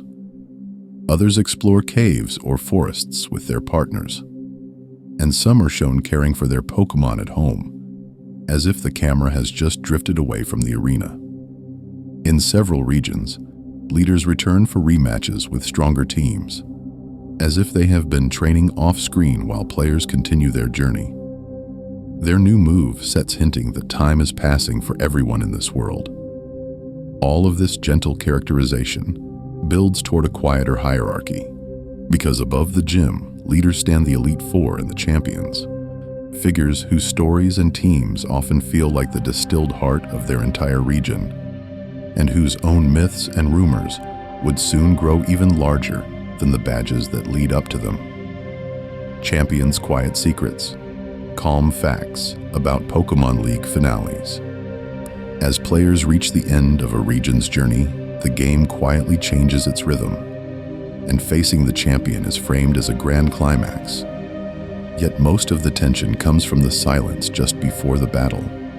In those long marble hallways, the slow, echoing footsteps, and the low music that feels less like a fanfare and more like entering a sacred space tucked away at the top of the world.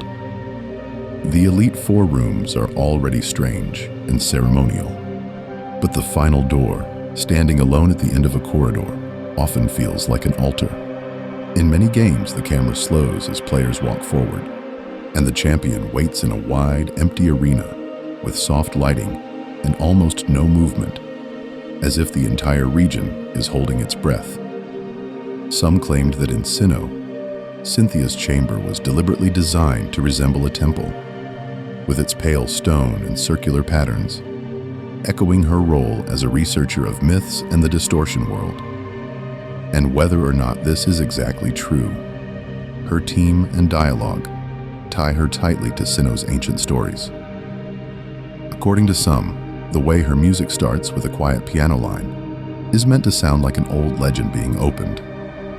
Other champions are quieter in different ways. Leon in Galar wears bright colors and acts casual, almost clumsy.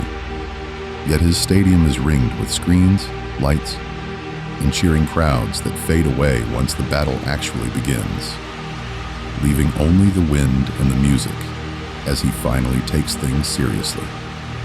Did you know his cape, covered in sponsor logos, hints that outside the league he spends time connecting with the region's businesses and fans, suggesting a life filled with travel, meetings, and obligations that exist beyond the battle itself. Some champions are not distant legends at all, but familiar faces that have followed players from the start. Blue Encanto is a rival whose team evolves alongside the players, and by the time he appears as champion, the room feels less like a throne room and more like the end of a long shared rumor about who would come out ahead. That last battle in Indigo Plateau turns the entire journey into a quiet comparison of choices, moves, and fainted Pokémon that have met each other many times before. Rematches and post-game content add extra layers to these figures, revealing details that the first victory hides.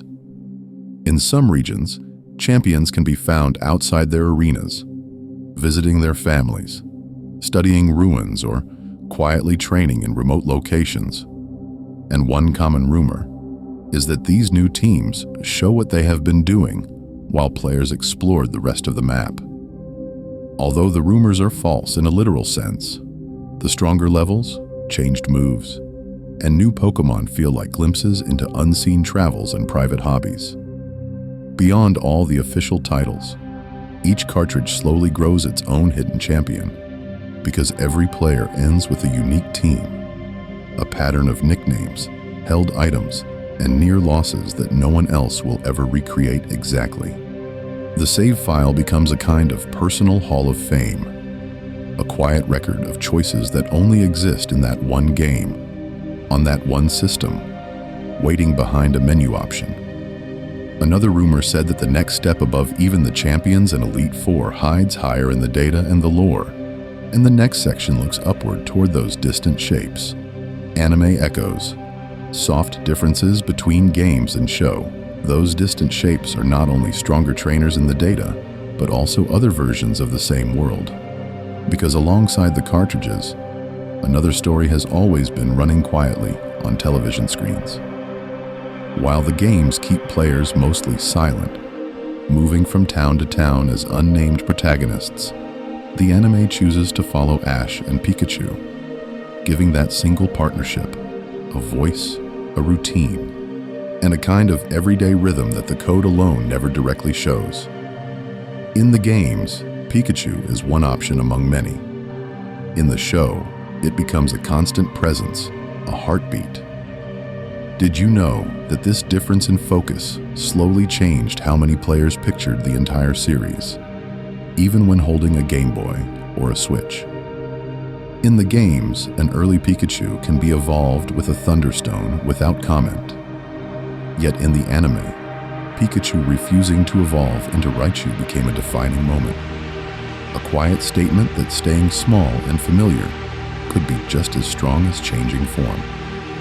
According to some, that single decision helped many players feel oddly guilty about forcing evolutions, even though the code does not care, and the sprites never protest. Battles show another soft divide. On handheld screens, moves are short animations, damage numbers, and status icons designed to be repeatable and efficient. While in the anime, the same attacks are stretched into long, glowing arcs, shouted commands, and slow-motion impacts that would break the usual turn order. Thunderbolt might light an entire stadium. A flamethrower from Charizard might curl around the camera. And yet, between gym matches, the show returns to quiet campfire scenes, with crackling fire, simple food, and Pokémon resting in circles around their trainers. Those pauses almost feel like the moments when players close the menu and just let the root music loop. Over time, the boundary between these two versions of the world blurred in small, interesting ways. Some claimed that certain regions or characters were clearly meant for the games only, but anime original ideas kept slipping back into development. Locations inspired by animated episodes, or characters who started as one-off companions, later appeared as event trainers, background NPCs, or even references in item descriptions, as if the developers were acknowledging that the broadcast version of the journey had become another kind of canon map. This rumor likely stems from how many players first met particular Pokémon on TV before encountering them in grass. Although the rumors are false that popularity never affects design, certain Pokémon clearly rose because of their anime portrayals.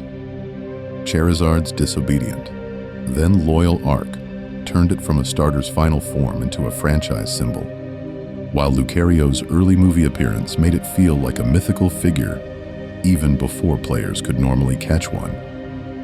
Those spotlights guided merchandise, posters, and future cameos, so that by the time players reached those Pokémon in the games, they already felt strangely familiar, like meeting someone from an old story.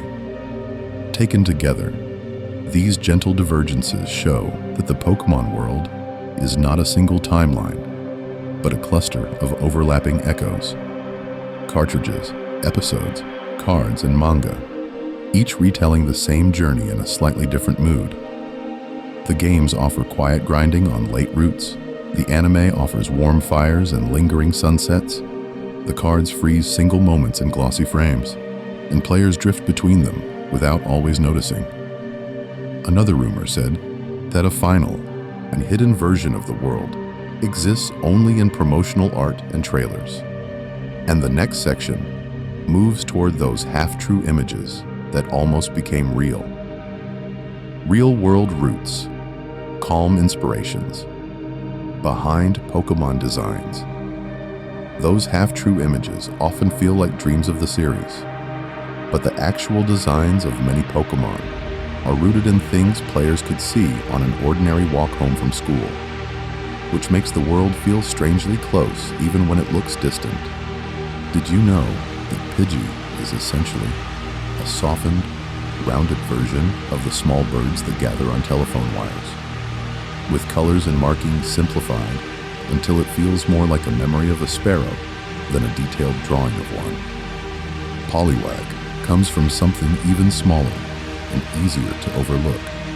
A tadpole, with a visible swirl of intestines that artists turned into a perfect spiral on its belly, while Caterpie is just a bright, friendlier caterpillar, the kind that might cling to a branch near a playground and then quietly disappear one day.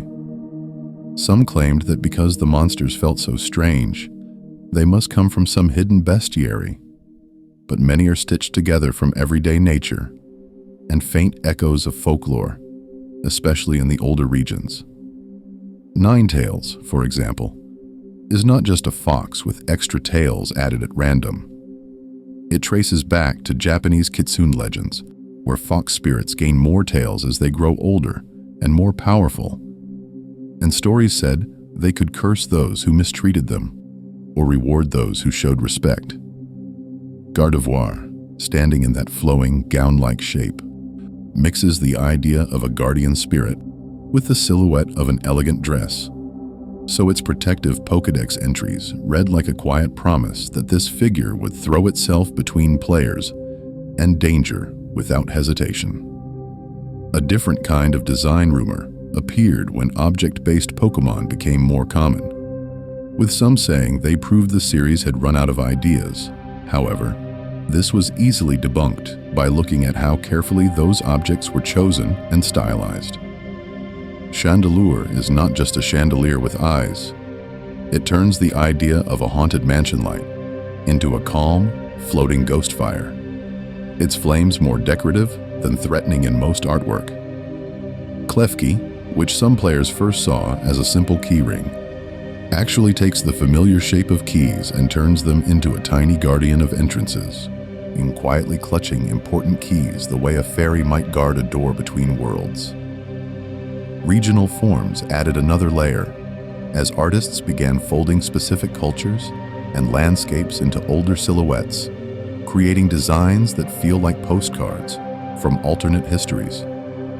Alolan Exeggutor stretches its neck into a towering palm tree, matching the tropical skyline so closely that its original form suddenly feels short and compressed, as if the Kanto version had been waiting for a warmer sun.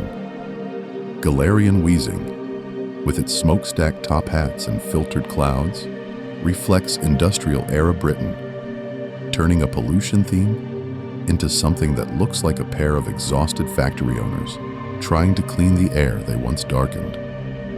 According to some, one common rumor is that these designs are chosen at random and then named afterward. But in reality, the roots run through the language as well, hiding little stories in plain sight. Pikachu blends the Japanese words for spark and mouse, Pika and Chu, while names like Gardevoir mix foreign fragments that hint at guarding and seeing.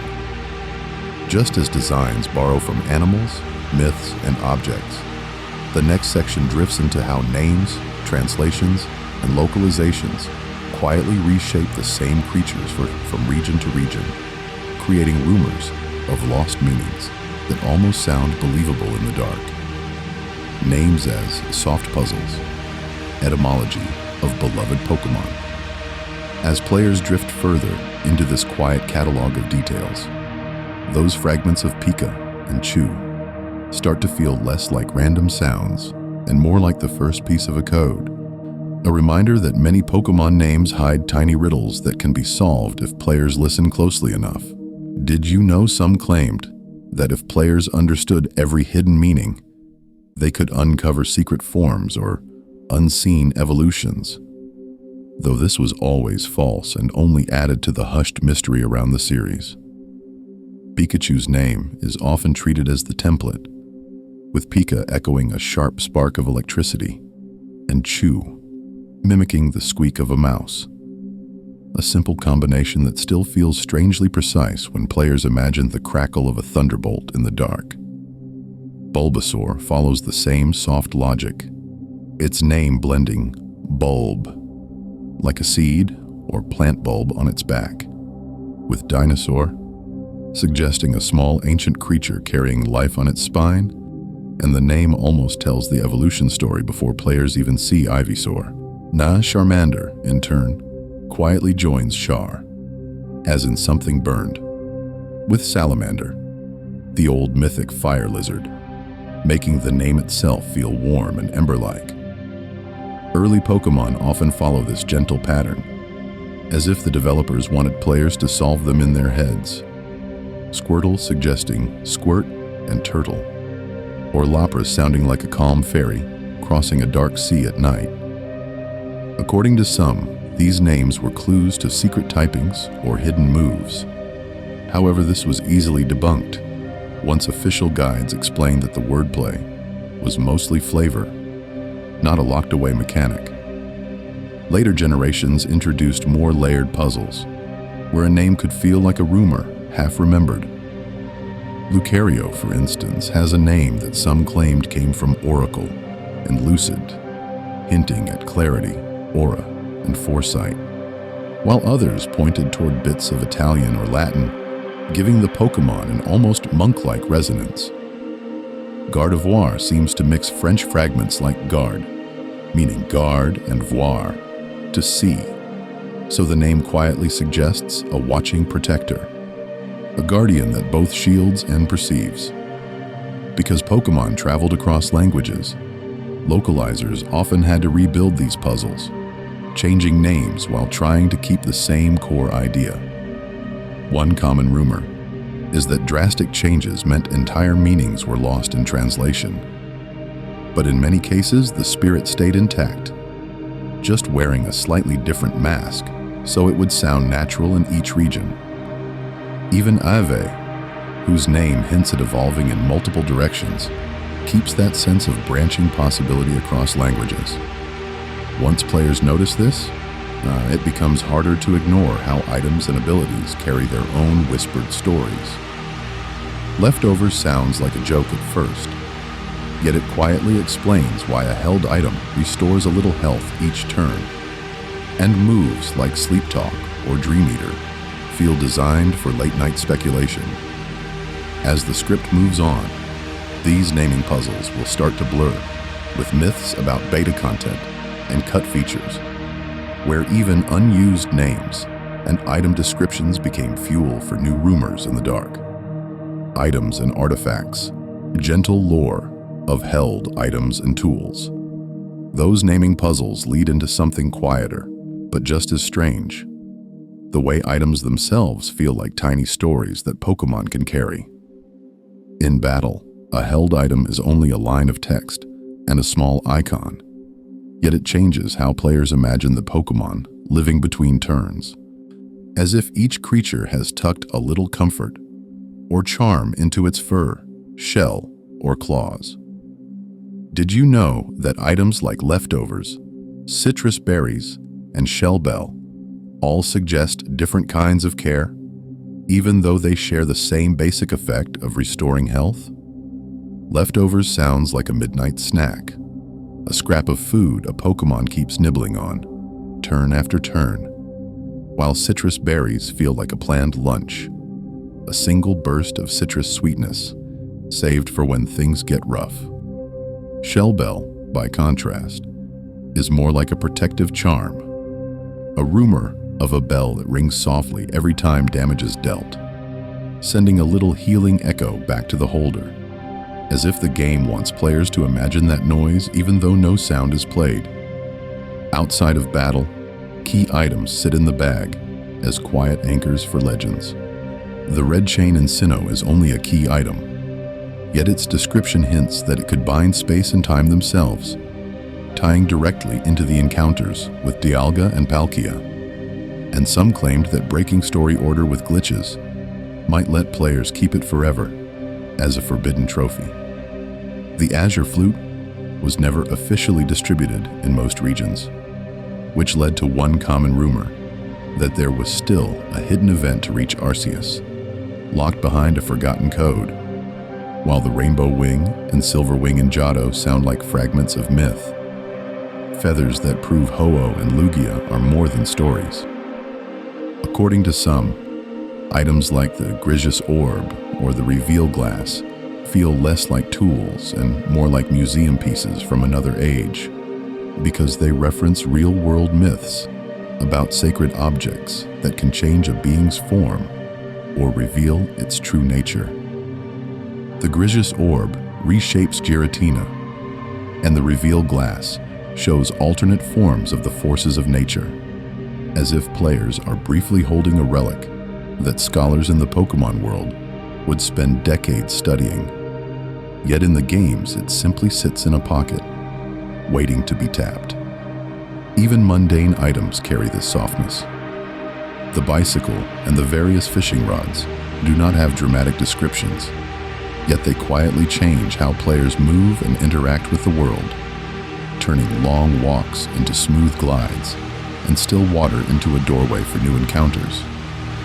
Many said that finally getting the bike in early games felt like being led in on a secret path, because suddenly old routes became faster, new shortcuts opened, and familiar music took on a different tempo.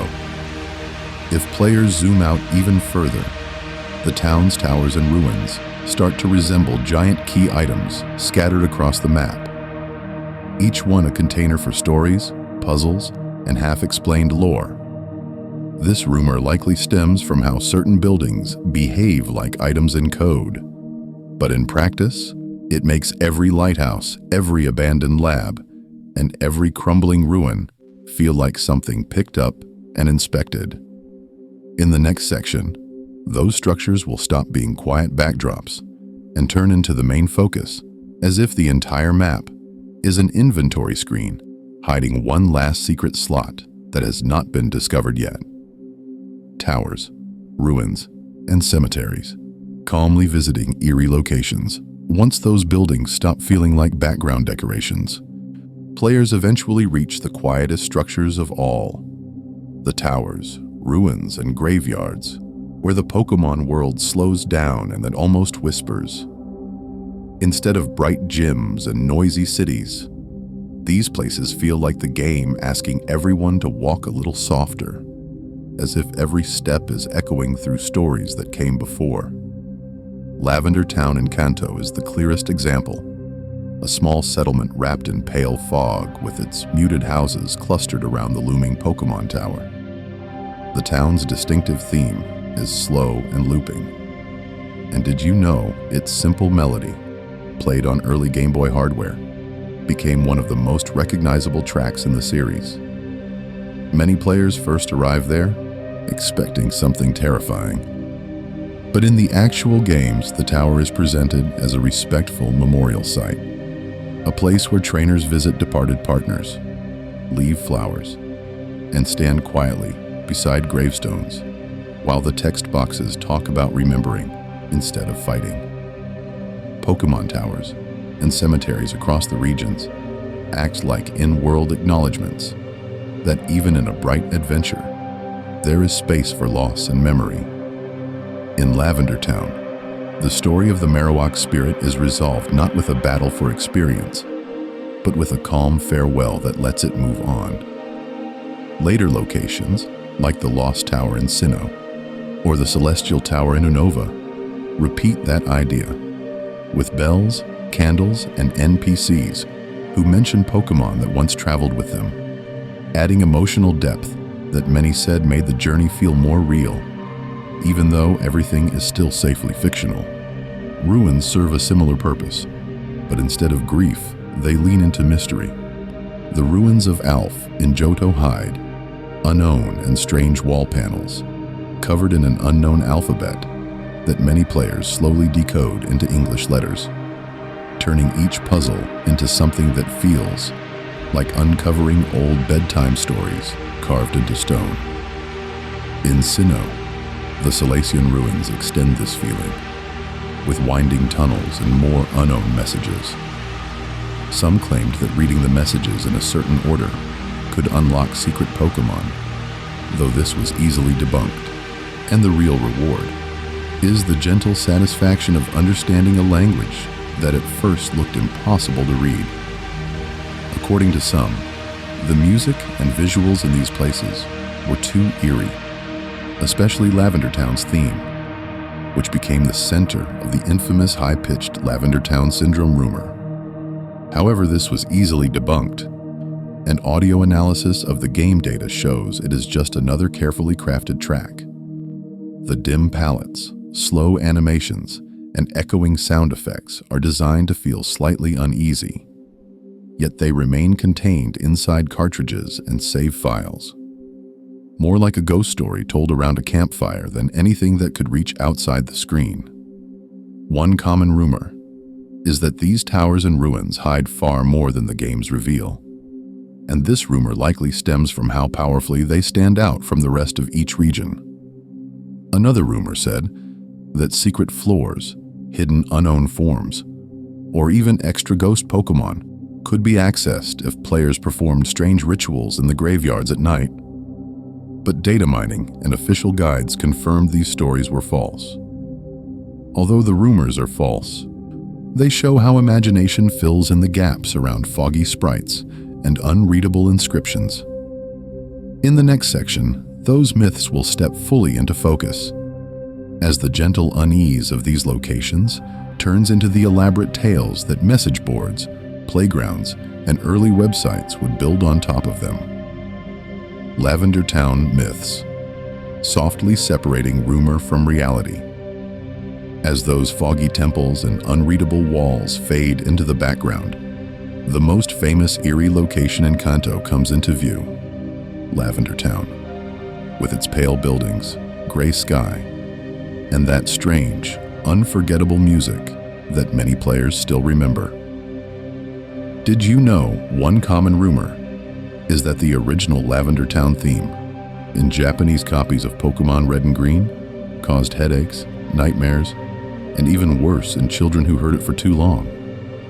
According to some, the high notes in the early Game Boy track were said to hide a kind of secret frequency that only younger players could hear, and some claimed that this sound would make them feel dizzy, anxious, or sick, especially if they played alone late at night. Another rumor said that early news reports in Japan quietly mentioned a wave of incidents connected to the game, and that the music was then changed for later versions, turning the whole story into a forbidden piece of gaming history. However, this was easily debunked, because no such reports exist. The cartridge revisions do not match the claims, and no medical evidence ever supported the idea that the song could cause real harm. What is true is that the Lavender Town theme uses unusually high-pitched tones and dissonant chords for such a small handheld speaker. So through the tiny Game Boy sound chip, the music would come out thin, piercing, and a little unstable, especially when players turned the volume up to compete with outside noise. On old headphones or cheap speakers, those notes could feel even more shrill, which, combined with the town's focus on graves and ghosts, created a mood that felt quietly wrong in a game that was otherwise bright and adventurous. The unease came from atmosphere, not from any hidden signal. Over time, as cartridges aged and players grew up, many started to feel something softer when they heard that melody again, describing it as nostalgic, even comforting, like a strange lullaby from childhood, rather than a threat. Although the rumors are false, the story of the Lavender Town Syndrome, creepypasta, spread widely online, partly because it turned that uneasy feeling into a dramatic legend that sounded like it could have been whispered on a playground in the late 1990s. Fan-made remixes, slowed-down versions, and distorted covers then expanded the myth even further, adding fake spectrogram images, hidden messages, and entire stories about haunted save files and ghostly trainers that would appear only if the music played long enough. This rumor likely stems from the way early horror forums and video sites rewarded anything that could turn a simple track into an unsettling experience. And so a single chiptune loop grew into a whole subculture of spooky Pokemon content built around Lavender Town. Beneath all of that, the in-game location itself remains surprisingly gentle, focusing on remembrance, respect, and small acts of kindness toward restless Pokémon spirits and grieving trainers. As the music plays now, it can be heard less as a threat and more as a quiet memorial theme, guiding players through a tower that is about saying goodbye rather than being afraid, and preparing the way for other ghostly stories that sound frightening at first, but soften under closer, calmer inspection. Ghost stories. In a safe world, calm. Ghost-type trivia. From that quiet tower of goodbyes, players move into the wider world of ghost-type Pokémon, where the stories still sound eerie at first, but the edges are softer. The danger more like a bedtime tale than a real threat waiting in the dark. In this calm version of the Pokémon world, Gastly, Haunter, and Gengar drift in like playful spirits, more like mischievous roommates who flicker the lights than monsters that would ever truly harm anyone. Did you know that early Pokédex entries for Gastly describe it as a gas that can topple an Indian elephant, and Haunter is said to lick its targets to sap their life away, while Gengar supposedly hides in shadows and steals warmth from the room? On paper, these lines sound harsh, almost like ghost stories told around a campfire. Yet for many players, they function more like exaggerated legends. The kind of tall tales in-game researchers might tell to make their work sound dramatic, rather than precise scientific reports that could happen to a trainer walking home at night. Some claim that reading these entries as a child made them afraid to keep ghost types on their team. But as the series continued, the tone around these Pokémon gently shifted, and the games began to show that ghosts could be companions, guardians, and even shy friends. In Galar, the masked gym leader Alistair trains with ghost types while barely speaking above a whisper. And according to some interpretations of his dialogue, he treats his Pokémon almost like nervous classmates, encouraging them to battle while still letting them hide behind him when they feel unsure. In Alola, Acerola wanders through the thrifty Megamart and the Ether House with a smile, surrounded by ghost Pokémon that behave more like curious children than horror movie spirits, tugging at sleeves and playing tricks instead of causing real harm.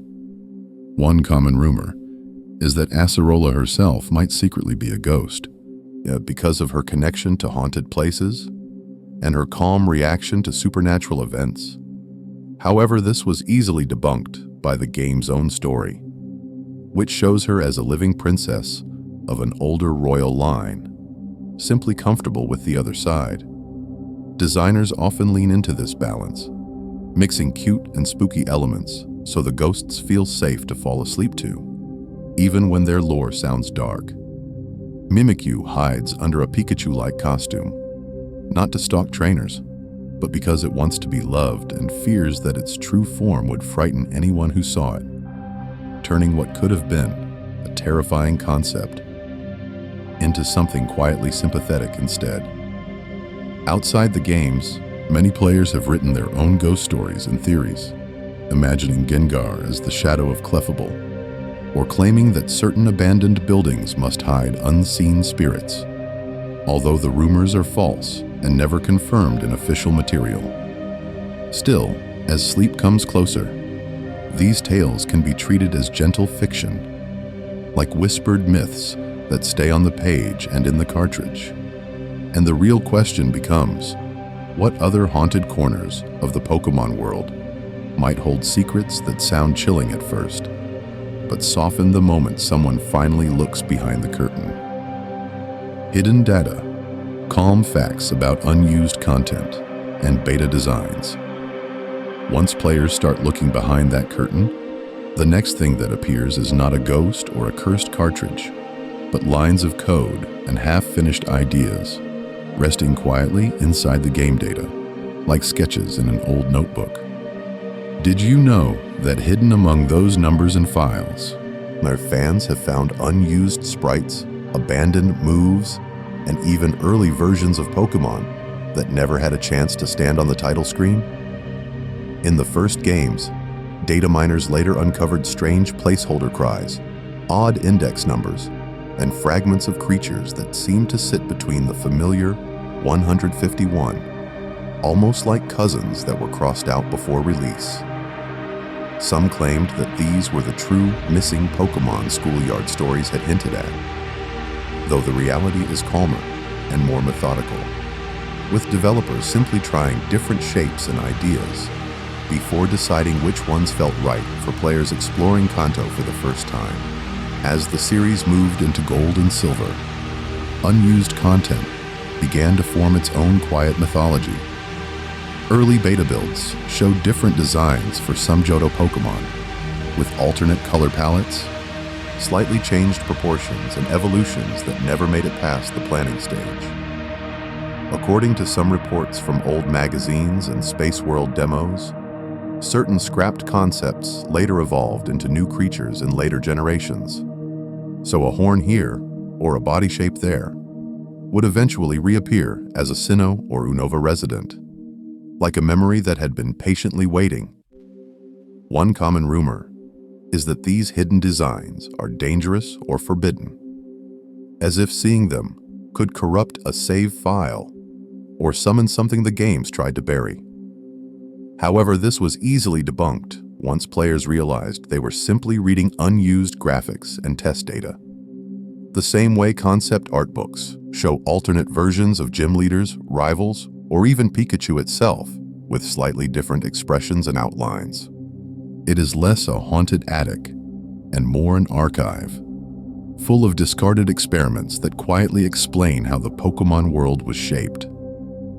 Sometimes the unused content is small, like a move that has a name but no effect, or a map that is only a few tiles wide, hinting at a route that once led somewhere else. Other times it feels like a whole alternate branch of reality, such as early region layouts, different encounter tables, or prototype menus that suggest a game that could have played just a little differently, with different starters, or a gym order that would have made a favorite badge appear later. Then, as a kind of pattern interrupt, players eventually notice how familiar this actually is, outside of Pokémon, since almost every creative project leaves behind drafts, test scenes, and unused music. In this light, those beta Pokémon and scrapped features are not ominous at all, but reassuring proof that the finished games were carefully chosen from many possibilities, and that nothing sinister is hiding in those leftover files, only echoes of decisions that shaped each generation. Although the rumors are false about secret unlocks tied to these unused designs, the discoveries still feel magical because they show that the Pokémon world is not fixed, but constantly expanding, with each new generation adding more layers to the dream.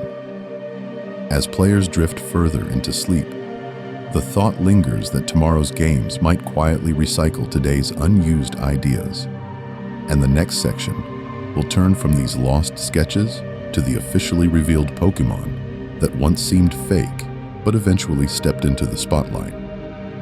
Mega, Z, and Dynamax, calmly watching mechanics evolve.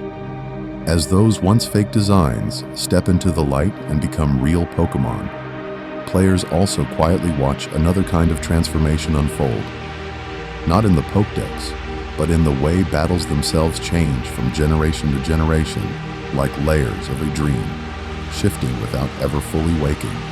Did you know each major mechanic leaves behind its own faint era, a kind of ghost imprint on the series that players can still feel even after it disappears from new games? Mega Evolution arrived first, a sudden flash of power that turned familiar Pokémon into sharper, more exaggerated versions of themselves, while still promising that everything would return to normal when the battle ended. Charizard, for example, did not just gain a little strength.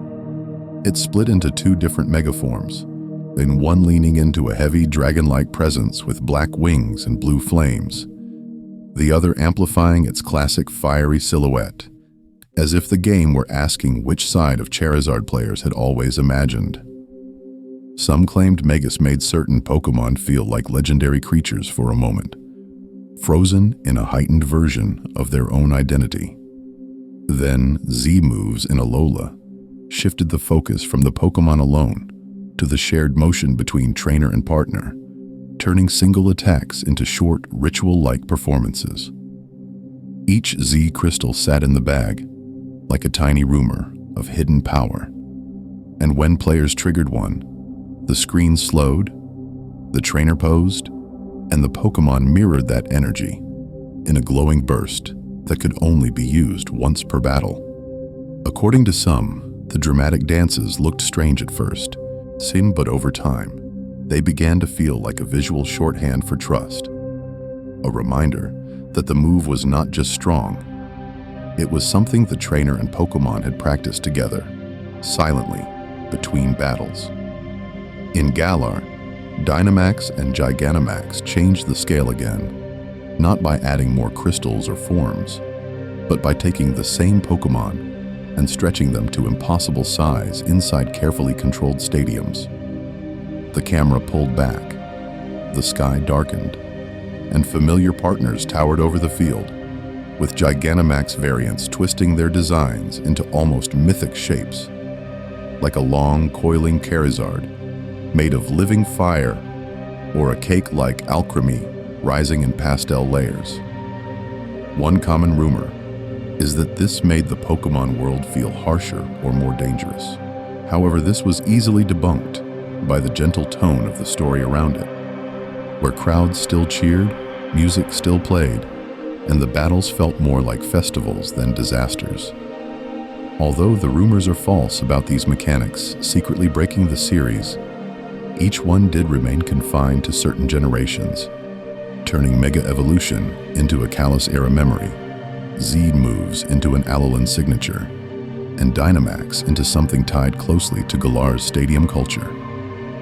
The result is that battles grow more complex and theatrical from one region to the next, but the quiet parts stay the same. Players still walk slowly through towns, still talk to NPCs, still listen to root music at night. As the episode drifts on, the focus will move from these shifting mechanics back to the Pokémon themselves, especially those designs that once seemed too strange to be real, yet eventually proved that almost any idea can find a place in the Pokédex. Side paths and minigames, relaxing distractions in the Pokémon world. As the focus settles back onto the Pokémon themselves, the pace of the journey slows, and players start to notice that not every interaction has to end in a knockout or a victory screen, because some parts of the series are designed to feel more like quiet evenings than climactic finales. In these moments, the games almost invite players to stop chasing badges and simply exist alongside their teams for a while. In Hoenn and Sinnoh, contests turn battles into something closer to a stage show, where Pokémon perform moves for style and appeal instead of damage, and the tension of hit points is replaced by the soft rhythm of applause meters and judge reactions. Did you know that in these contests, even a move normally associated with heavy impact, like Hyper Beam, becomes a kind of glowing centerpiece in a routine, judged by how dazzling it looks, rather than how much it hurts? Some claimed that certain move combinations could secretly unlock hidden contest ranks. But although the rumors are false, the feeling of experimentation remains, as players gently test different patterns just to see their partners shine under pastel spotlights.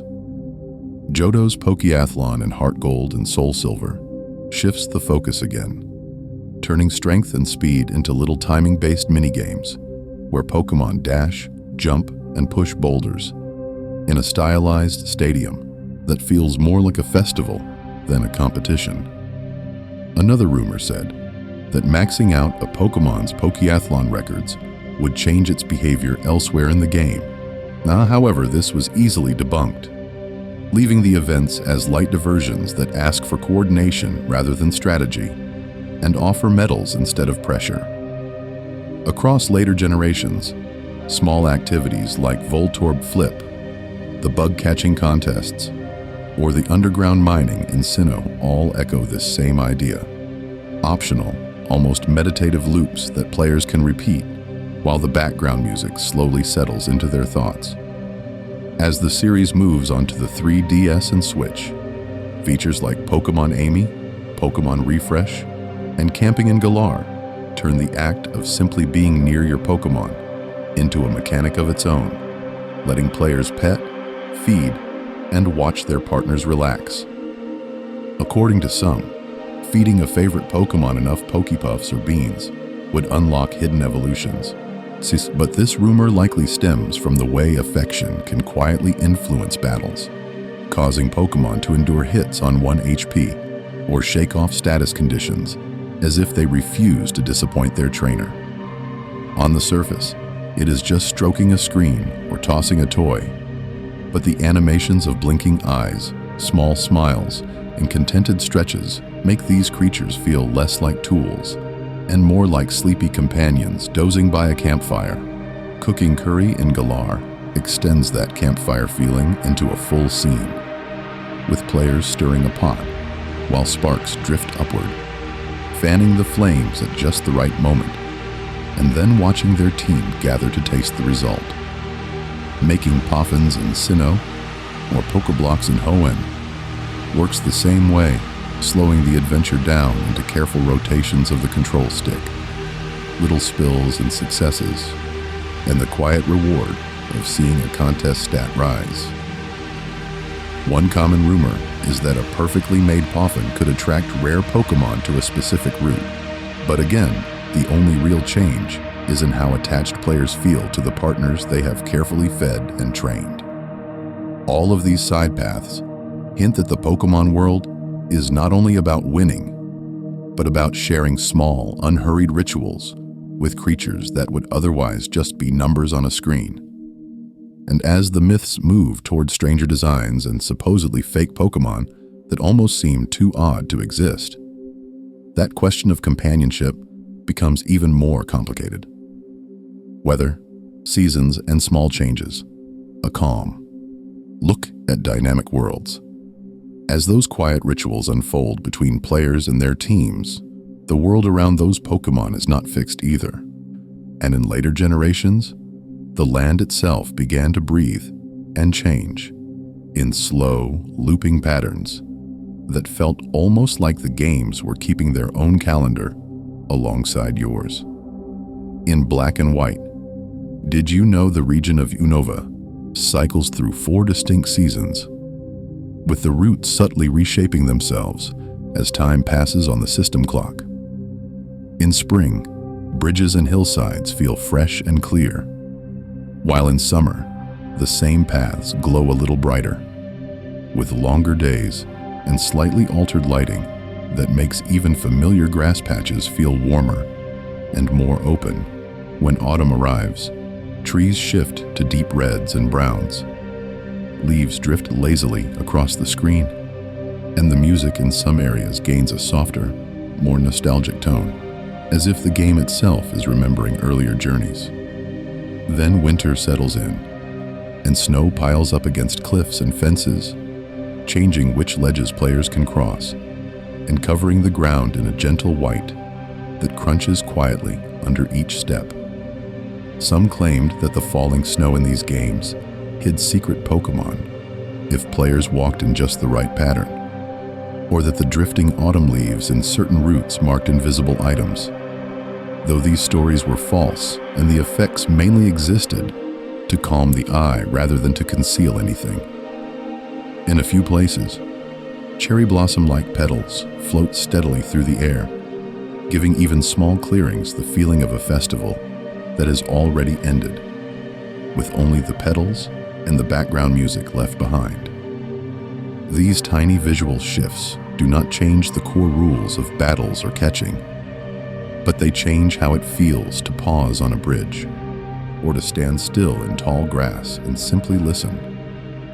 Weather has its harsher faces too, yet even sandstorms and hail are presented in a strangely soothing way when players are just watching the screen instead of worrying about damage numbers. A brown haze rolls across desert routes as sand drifts past the camera, and the sky becomes a muted, washed-out color that makes distant rocks look older and more forgotten.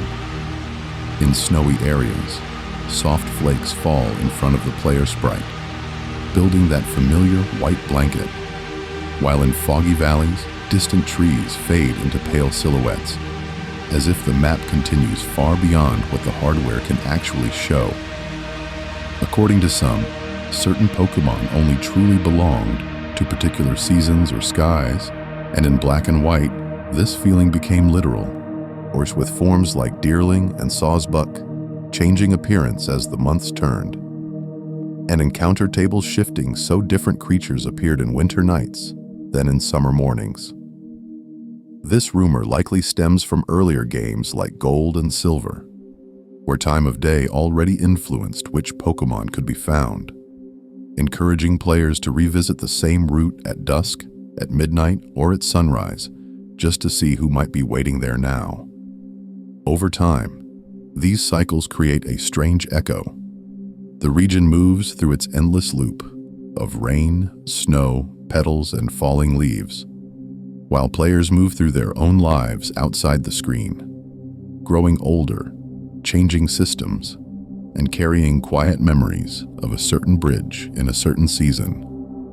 As the myths drift toward stranger creatures and supposed fake Pokémon designs, that sense of passing time will follow too, like weather that never quite stops, only changes shape. Growing up with Pokémon, calm, reflections on player memories. That sense of weather changing but never stopping also mirrors how players themselves drift through the series. Because did you know many first encounters with Pokémon happened in childhood? On bulky handhelds, under blankets, with a starter choice that felt strangely permanent for something on a tiny screen. For many, that first Bulbasaur, Charmander, or Squirtle became less a data entry and more a quiet companion, chosen for a favorite color, an element that felt right, or simply because a friend said it was the best. Over time, those early choices turn into anchors, and players who once rushed home from school to grind levels now return to the same games as a form of comfort, loading cartridges or virtual consoles just to walk familiar routes and hear the old battle theme fade in and out. The act of memorizing type matchups, scribbling down which move would beat which gym, and repeating the Elite Four until every pattern was known by heart, slowly transforms into a softer ritual, something that could calm the mind after long days in a different kind of real-world grind. Returning to an old save file often carries a faint, eerie tenderness, as if entering a room where everything has been waiting in suspended animation. A half-finished team, still standing outside Victory Road, a fly destination cursor hovering over a favorite town, a PC box full of Pokémon, whose nicknames recall school jokes or forgotten online friends. Some claimed that if a file sat for years, it would somehow feel different, though the data is the same. And the real change is in the player noticing small details that were once ignored, like the way Lapras is described as nearly extinct in early Pokédex entries, before later games quietly suggest that careful protection helped its numbers recover. Replays of a region can become a slow kind of sightseeing, where players stop to watch the in-game sunset in Johto, or let the clock roll forward in Gold and Silver, just to see how the time of day affects which Pokémon appear, treating encounters less as obstacles and more as passing weather. According to some, walking again through that first forest or standing on that certain bridge in a later remake can feel like meeting a younger version of oneself, still certain that pressing a particular button combination would somehow make a capture more likely, even though this was easily debunked long ago. As new generations arrive, with fresh creatures, mechanics, and regions that stretch from Kanto to Paldea, the core loop underneath stays strangely unchanged. A steady rhythm of catching, training, and exploring that could belong equally to a child on a first playthrough or an adult on a late-night nostalgia run. Features like branching evolutions for EV or new battle formats and abilities layer on top of that loop without replacing it. Now, when each new starter trio quietly invites players to reconsider what kind of partner feels right at this particular moment in their life.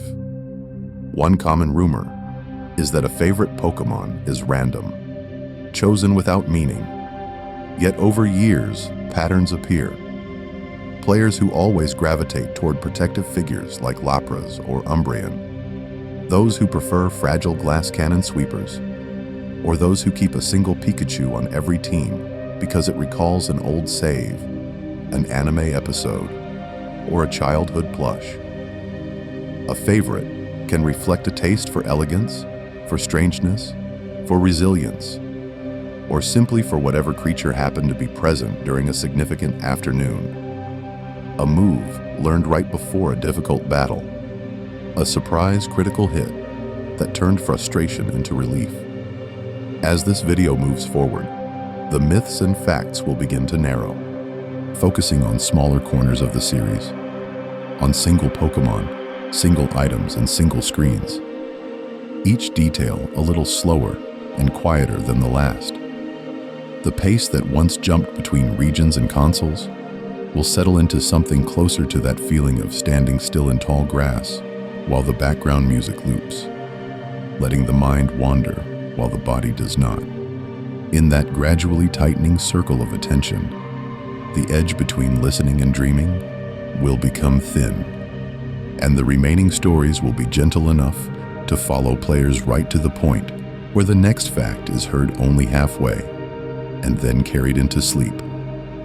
Soon, the rumors themselves will start to feel like dreams, and the dreams like rumors from another playthrough, still waiting somewhere in a forgotten save file. Tiny details you might have missed, soft hidden touches. As those half-remembered rumors start to blur into dreams, the games themselves begin to feel like dreams too. And in that hazy space, it becomes easier to notice the tiniest things, the little touches that most players pass by without a second thought. Did you know that in several Pokemon games, the televisions and houses do not just loop nonsense, but quietly reference shows, regions, and even past titles with text that can actually be read if players pause long enough to check? Bookshelves in lab offices and apartment blocks sometimes list topics like Pokemon habitats, move theory, or old research notes. And according to some translations, a few even hint at technology that will not appear until later generations, as if the world's scientists are slowly preparing for mechanics that players will not see for years. NPCs, too, shift if players return after important events. A nervous child in a gym city might suddenly boast about the badge once the leader is defeated, or a passerby who once doubted the champion will quietly admit they were wrong, their dialogue changing so softly that many never notice. In the later 3D entries, those quiet details extend to the Pokemon themselves as idle animations give each species a kind of sleepy personality when nothing is happening. A drowsy Snorlax will subtly adjust its breathing, while a skittish Eevee might shuffle its paws and glance around. And in camp or refresh modes, some claimed that certain Pokemon would react differently depending on the toy or food, leaning in toward favorite treats and turning away if players insist on something they dislike, like a hidden mood system whispered about but never fully explained. Out on the routes, the world keeps moving as the story advances, and some of that motion is almost invisible. After a major plot point, new trainers might appear on a road that once felt empty, or an old fisherman will pack up and move closer to town, as if following rumors of better catches. Weather can shift permanently after the climax, turning a once bright path into a place where rain is common. And this rumor likely stems from players feeling that the region is reacting to their actions, even when the changes are just carefully planned flags in the code. Known towns and cities are filled with background elements that almost feel like rumors about unseen districts. Posters for tournaments that players never attend. Signs advertising products that never appear as items. Decorations that suggest festivals that are never actually shown on screen. One common rumor is that these posters hint at scrapped content, though often they are simply flavor, a way to suggest that life continues just off camera, beyond the routes and gyms that players can visit. All of these details are gentle enough that missing them does not change the story. And although the rumors are false that reading every sign will unlock some secret event, the act of slowing down to look can make the world feel strangely alive, even on a late-night replay where the outcome is already known. However, this was easily debunked by data miners, who found no hidden flags tied to posters or televisions, only text and decoration. Yet the idea that something might be there keeps players looking, and that quiet expectation can be its own kind of comfort. As players drift through these tiny touches, almost like counting Marip, another layer waits just beyond them, where the myths are not in the world itself, but in the people who made it, and the stories they never quite told on the screen. Soft fan theories, calmly considering what-if ideas. Those half-seen ideas behind the screen lead naturally into another kind of story. The ones players tell when the game leaves a quiet space, and the gaps between regions and characters start to feel like invitations instead of oversights. In that stillness, fan theories begin to drift in, not as loud arguments, but as soft possibilities that hover at the edge of what the Pokémon world might allow. Did you know many players like to imagine gentle connections between trainers who never officially meet, as if the series is one long family album with missing labels? Some claimed that certain champions share distant bloodlines, that a stern mentor in one region might be the grandparent of a rival in another, or that a familiar hairstyle and eye color across generations could be a secret hint rather than a reused design. According to some, even gym leaders who specialize in similar types are quietly related, like branches of the same unseen family tree stretching from Kanto to Galar. Another rumor said that the timelines themselves are woven together more tightly than the games admit, and with each generation taking place a few calm years after the last, the world slowly modernizing while players sleep between releases. One common rumor is that the appearance of new technology, like the time of day system in Gold and Silver, or the Rotom Dex in Alola, marks these hidden jumps forward, as if the regions are aging alongside the audience in a way the scripts rarely spell out. None of this is confirmed, though, and the maps never quite line up cleanly enough to turn these soft guesses into anything but speculation. Some theories stretch further, suggesting that legendaries and mythicals are not just rare Pokémon, but repeating forces that echo across regions under different names, like the same dream told by different cultures. Others link quiet Pokédex details, such as Lapra once being nearly extinct before people protected it, to the idea that trainers in earlier games changed the world seen in later ones, leaving behind a timeline of kindness that players never directly watch unfold. This rumor likely stems from the way the series reuses themes of conservation and companionship, inviting people to imagine that their past journeys are still echoing somewhere off-screen. Although the rumors are false in any official sense, they act like soft pillows for the imagination, giving players something gentle to rest on while they think about what could be true just outside the camera's frame. These are not facts to memorize or puzzles to solve. They are more like clouds passing over a familiar route, interesting to look at for a moment, then fading as the wind of sleep pulls attention away. As this section settles, the theories can drift to the edges of awareness, and the final stretch of this journey will return to simpler, quieter details, small comforting facts and calm observations meant only to carry the mind downward, one careful step at a time, toward the point where even Pokémon rumors dissolve into dreams. Final, gentle facts. A slow descent through the Pokédex. From here, the stories can quiet down into simple, steady details, the kind of facts that do not demand attention so much as drift past it, like leaves on slow water. Instead of tangled rumors and complicated tricks, the next few moments can belong to calm Pokémon that already live half inside a dream, and to Pokédex notes that sound more like bedtime lines than challenges. Did you know Snorlax, one of the most recognizable Pokémon in the series, is said to spend nearly all of its time sleeping, only waking up to eat before dozing off again, as if the designers placed a moving, breathing, do not disturb sign on certain routes so players would have to gently figure out a way around it. Slowpoke, meanwhile, became famous for its delayed reactions, with early descriptions saying it could take a whole 5 seconds to feel pain from a bite.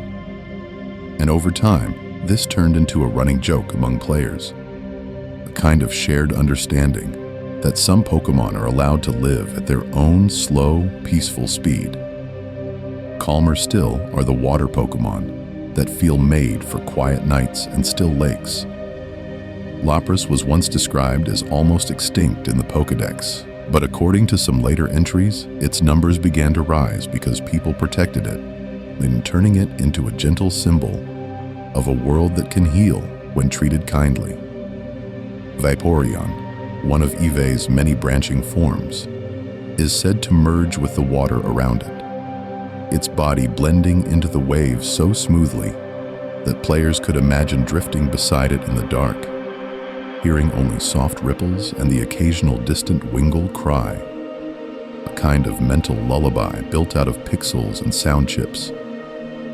Some Pokémon are linked directly to the night itself. Noctowl, with its reflective eyes and silent wings, is described as a perfect nocturnal hunter. Yet in the games, it often ends up perched in a team like a quiet lookout, present during those late in-game hours when the overworld turns dark and the music softens. Umbreon, born from Eevee, exposed to happiness and moonlight, carries rings that glow in the dark, and many players said it felt like a guardian that would walk beside trainers through long nighttime routes, a small, watchful shadow that fits neatly beside the idea of someone sleeping while a partner Pokémon keeps watch. Even the stranger Pokédex entries can become gentle when chosen carefully.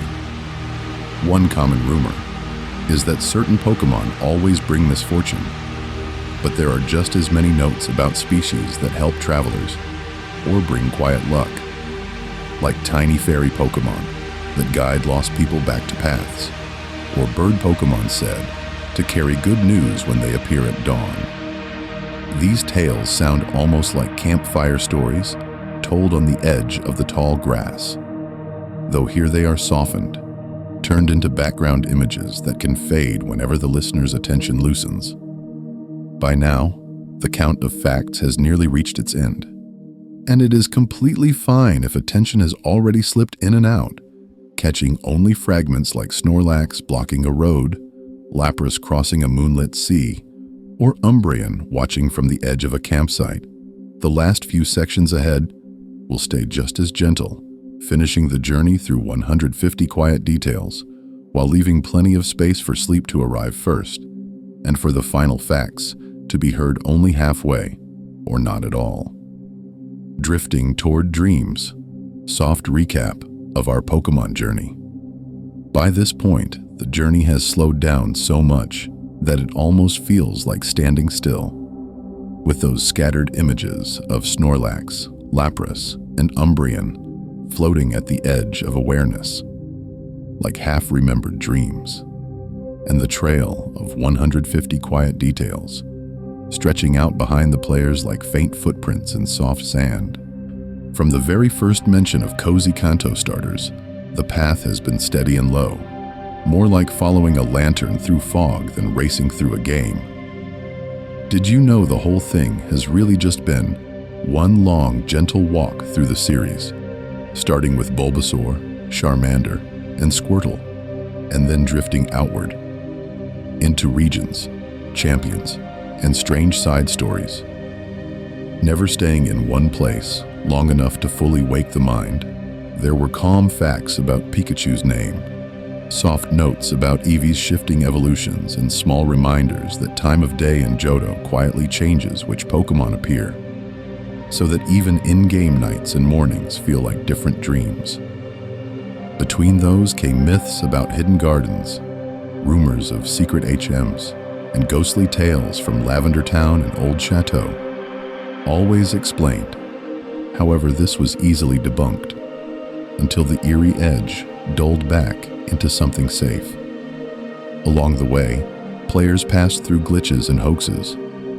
Those old stories some claimed were true because a friend of a friend had done them, only for the details to blur as the narration moved on to calmer trivia about regions and designs.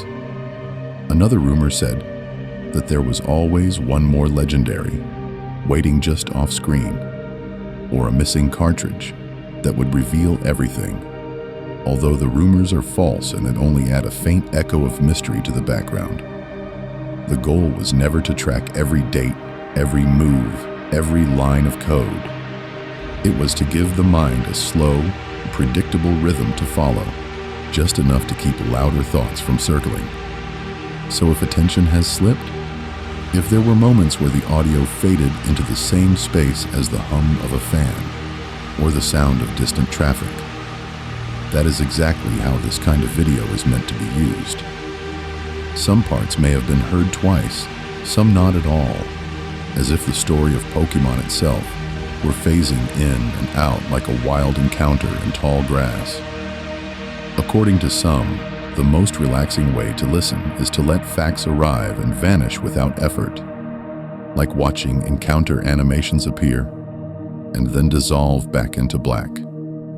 Underneath it all is the comforting idea that this world never really closes.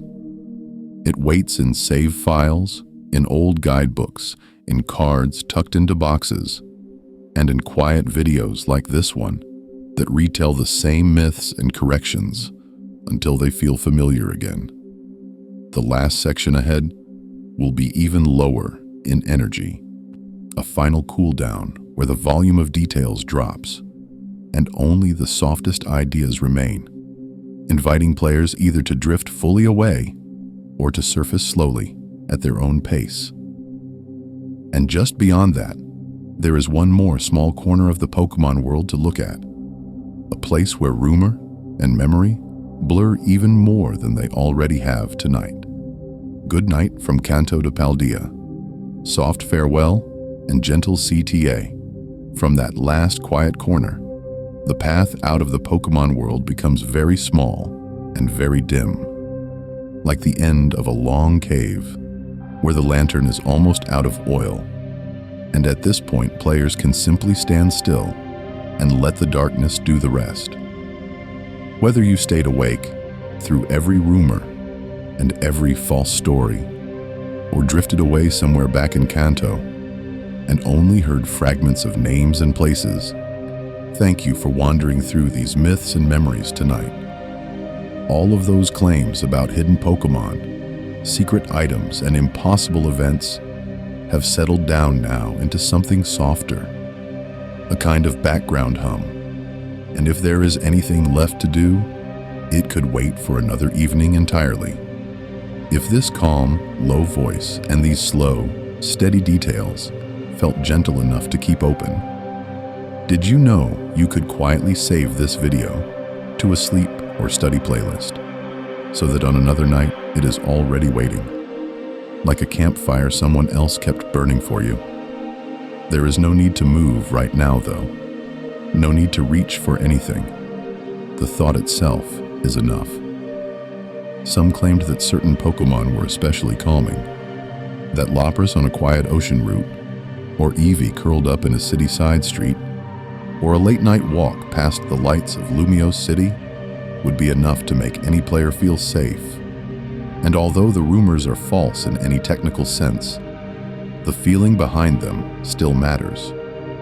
If a particular region, from misty Johto mornings to the open fields of Paldea, or a certain gentle partner like Pikachu, Rowlet, or Sprigatito, feels like the most peaceful place in the series, players could, if they want, mention it softly in the comments, so that future Sleepy videos slowly tilt toward those same calm locations and silhouettes.